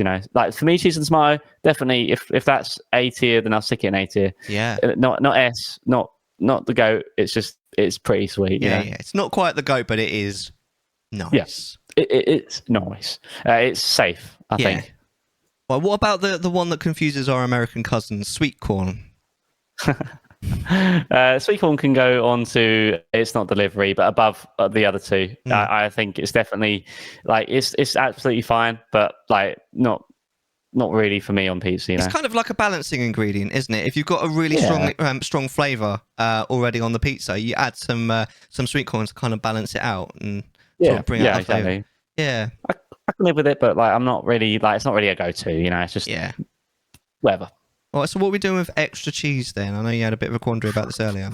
Yeah, I've got to be in the mood for extra cheese because as long as my pizza's got cheese on it, I don't really mind.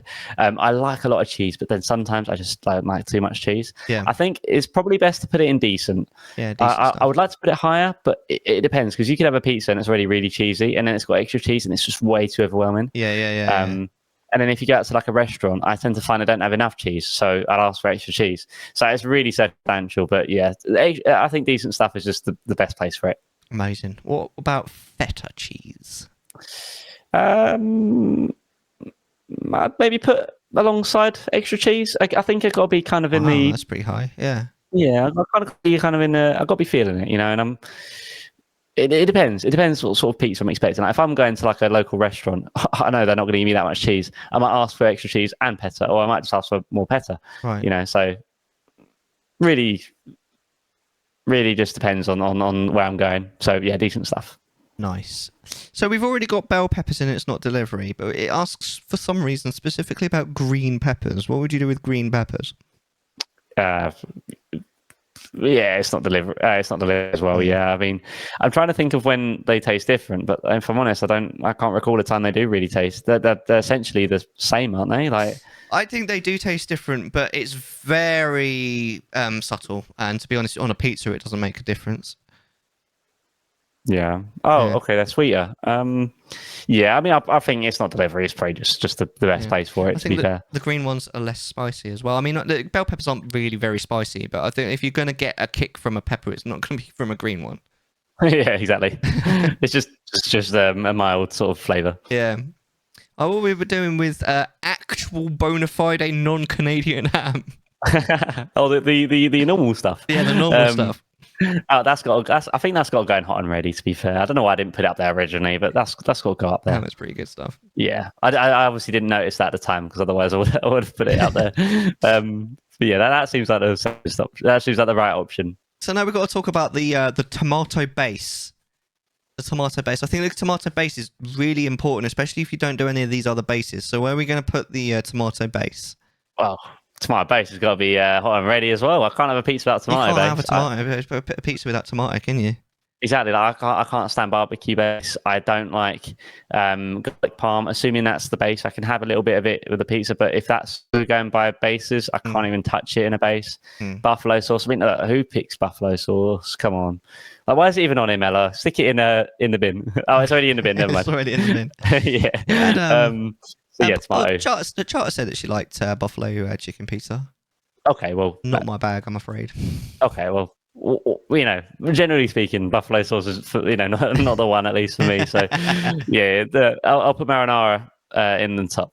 Do you know, I've got to tell this story, right? So we had Burton on recently, and obviously we did this exact same tier list, and we were just chatting after the show, and he was like, "Oh, what am I going to get? What am I going to get for dinner?" And I was like, "Burton." He was like, "What?" I was like, "You're not going to get dinner. You've just been on a podcast and talked at length about pizza. You need to go and get a pizza." He was like, "Yeah, right." I talked him into getting a pizza. Nice. I'm pretty proud of that. There you go. I hope you got some commission for that. Yeah. he's got a secret Domino's jacket still in his wardrobe from the past. I've still got my uniform. Oh, stick it on. Because I worked at Papa John's and then at Domino's, and I said to my manager when I was at Domino's, I was like, "Oh, maybe for Halloween I should come in wearing my Papa John's uniform," and he went, "Don't do that." Didn't he make you return the uniform? No, I've still got both my uniforms. Brother, I want to see you in them. I don't know where they are, but they're somewhere in my house. I guarantee it. I should do a stream or two wearing them. It'd just be funny. That or host an episode of Pizza Wars with you wearing an outfit. That'd be. I want to see that. I reckon you look good in uniform. So just saying. Oh yeah. I'll get my maid uniform out for you. Ooh. How do you know what I'm into? Change into them for the Pizza Wars. So that is very tempting. I'll see if I can fish them out.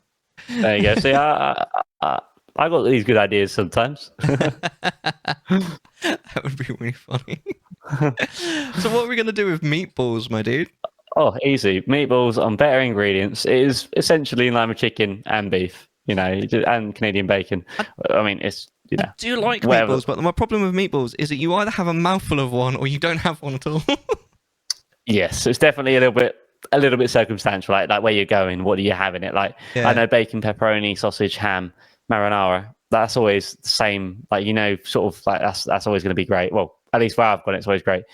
But meatball is sometimes hit and miss. So, but it's typically speaking the option I want to go if if I'm building my pizza and that's like on the offerings. So get it in better ingredients for sure. Yeah, no worries. What about mushroom? Is there mushroom on your pizza for it? I don't know. I mean, I could have mushroom. Like I like mushroom on like a fry up. I like mushroom. Yeah. I don't mind a bit of mushroom. I think it probably go in like decent stuff. Yeah. Mid. I could live with it. Yeah, mid. What about onions then? Where's onions?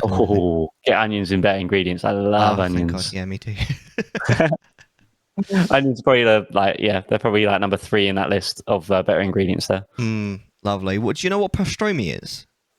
I don't actually know. What's that? So the picture is a little bit misleading because it's not the green stuff. It's actually the meat in between. I think we looked it up before. What is pastrami? I can't see it. It's it looks kind of like almost like ham, but it looks a little bit sort of beef jerky-ish. I don't know what it's made of.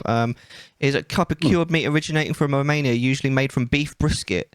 So it's kind of like beef jerky by the looks of it. ish, but maybe a little less dry. I mean, fair enough. I've not tried it, so I guess it's got to go in the bin. But if I was to put it anywhere, it'd probably go into. It's not delivery. I'd love to try it. It sounds tasty, but yeah, I've never tried it either. Yeah. Yeah. What about? All right, it is the big one. Okay, you ready?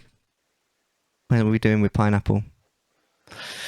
Get it on. It's not delivery, mate. Oh, Get it there. I don't want that on my pizza. but It's you're not not going to in put the it in the bin? Not going to put it in the bin because, to be fair, it is better than all of those in that bin right now. But Yeah. Because I thought, it doesn't. I mean, you said that you don't really like sweet. I mean, pineapples are super sweet, right?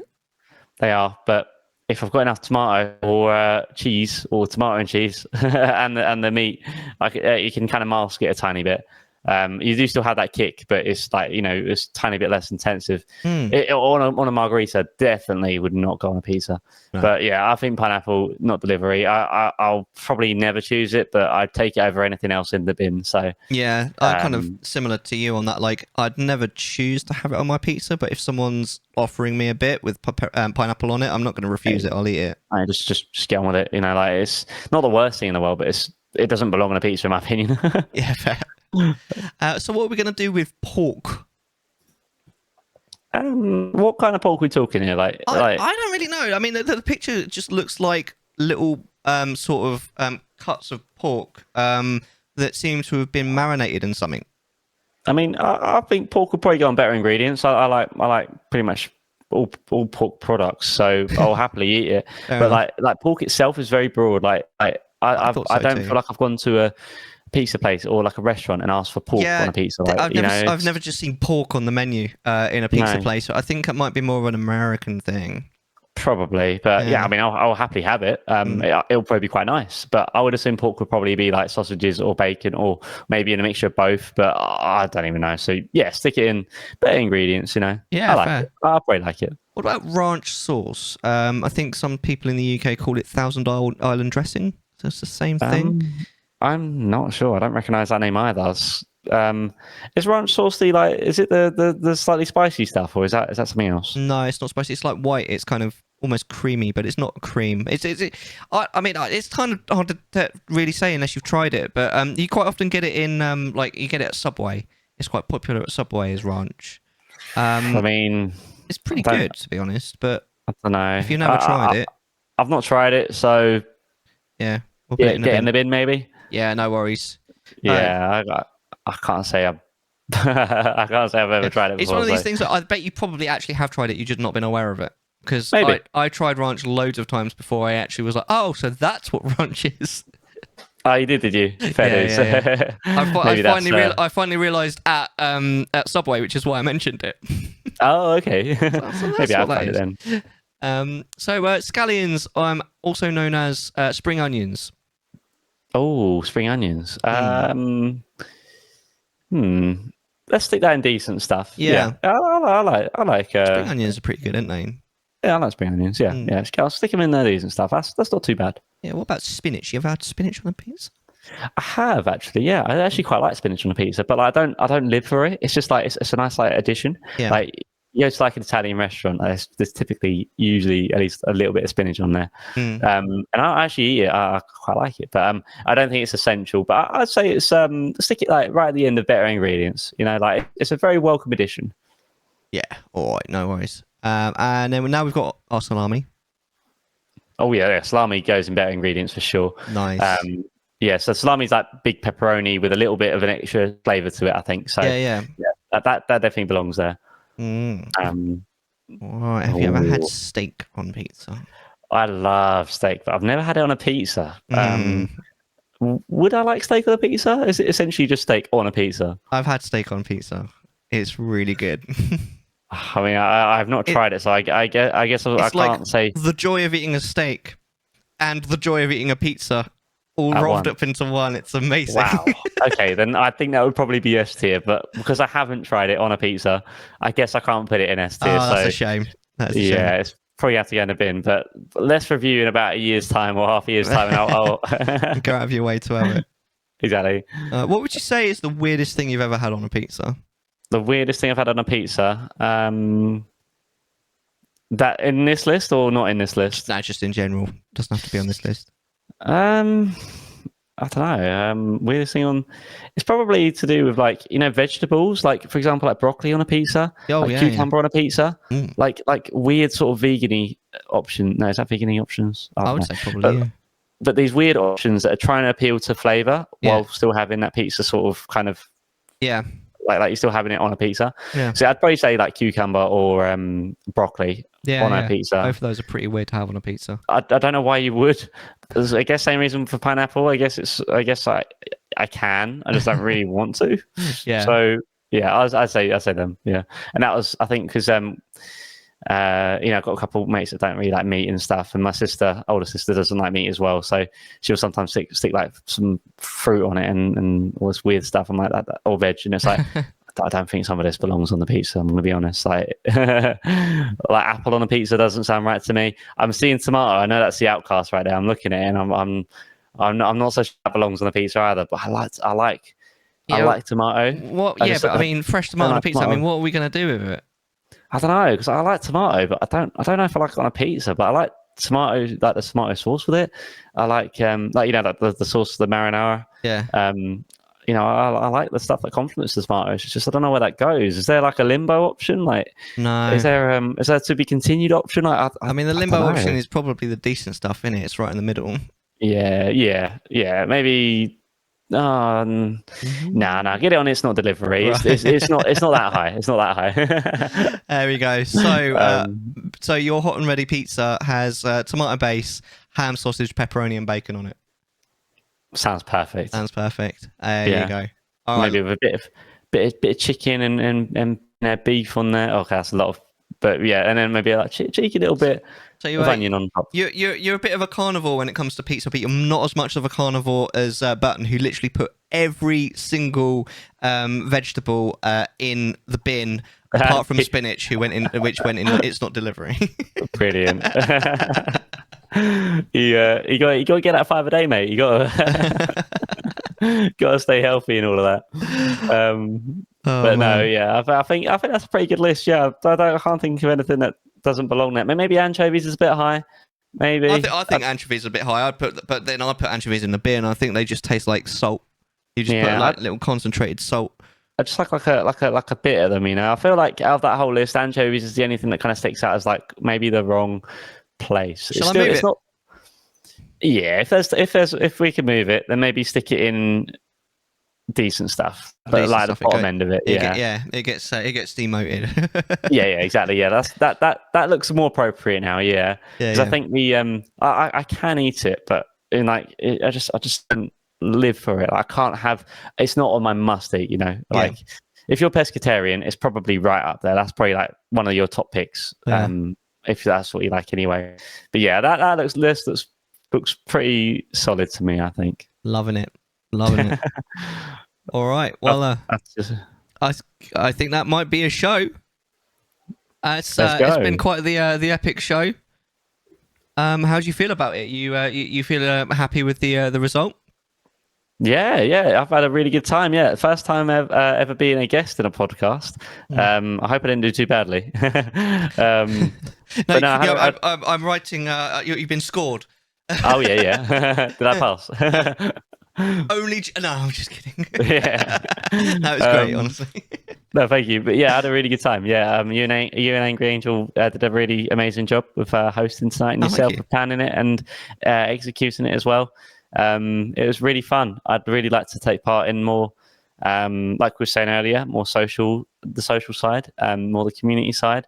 I think there's lots to be desired with branching out and meeting people and just getting a chance, because like with yourself and with Shell are probably the two people I've worked with the most on stream so far. I know it's not saying much because I've only spoken with both of you quite briefly as well, but like I've obviously been in the community and I've actually been around and stuff. I mean, actually like collaborating and stuff. I love that, and tonight really feels like I know we both weren't playing a game or whatever, we were actually just chatting, and that's been so lovely. So yeah, I've really had a good time, and I was really I feel very honoured and very thankful to be included. So thank you. Oh, my absolute pleasure. Thank you very much indeed for being an amazing guest. Thank you also, Angry Angel, for co-hosting and just generally being amazing. I really appreciate you.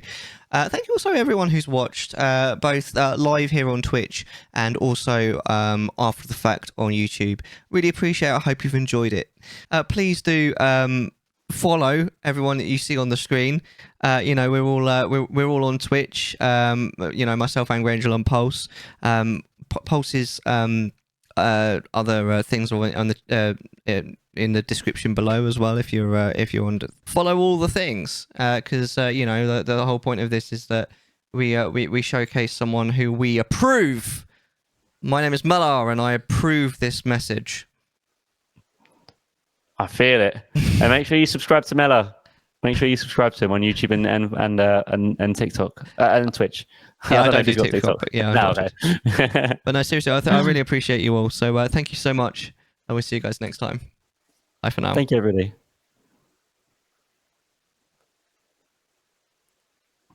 Chattisfying.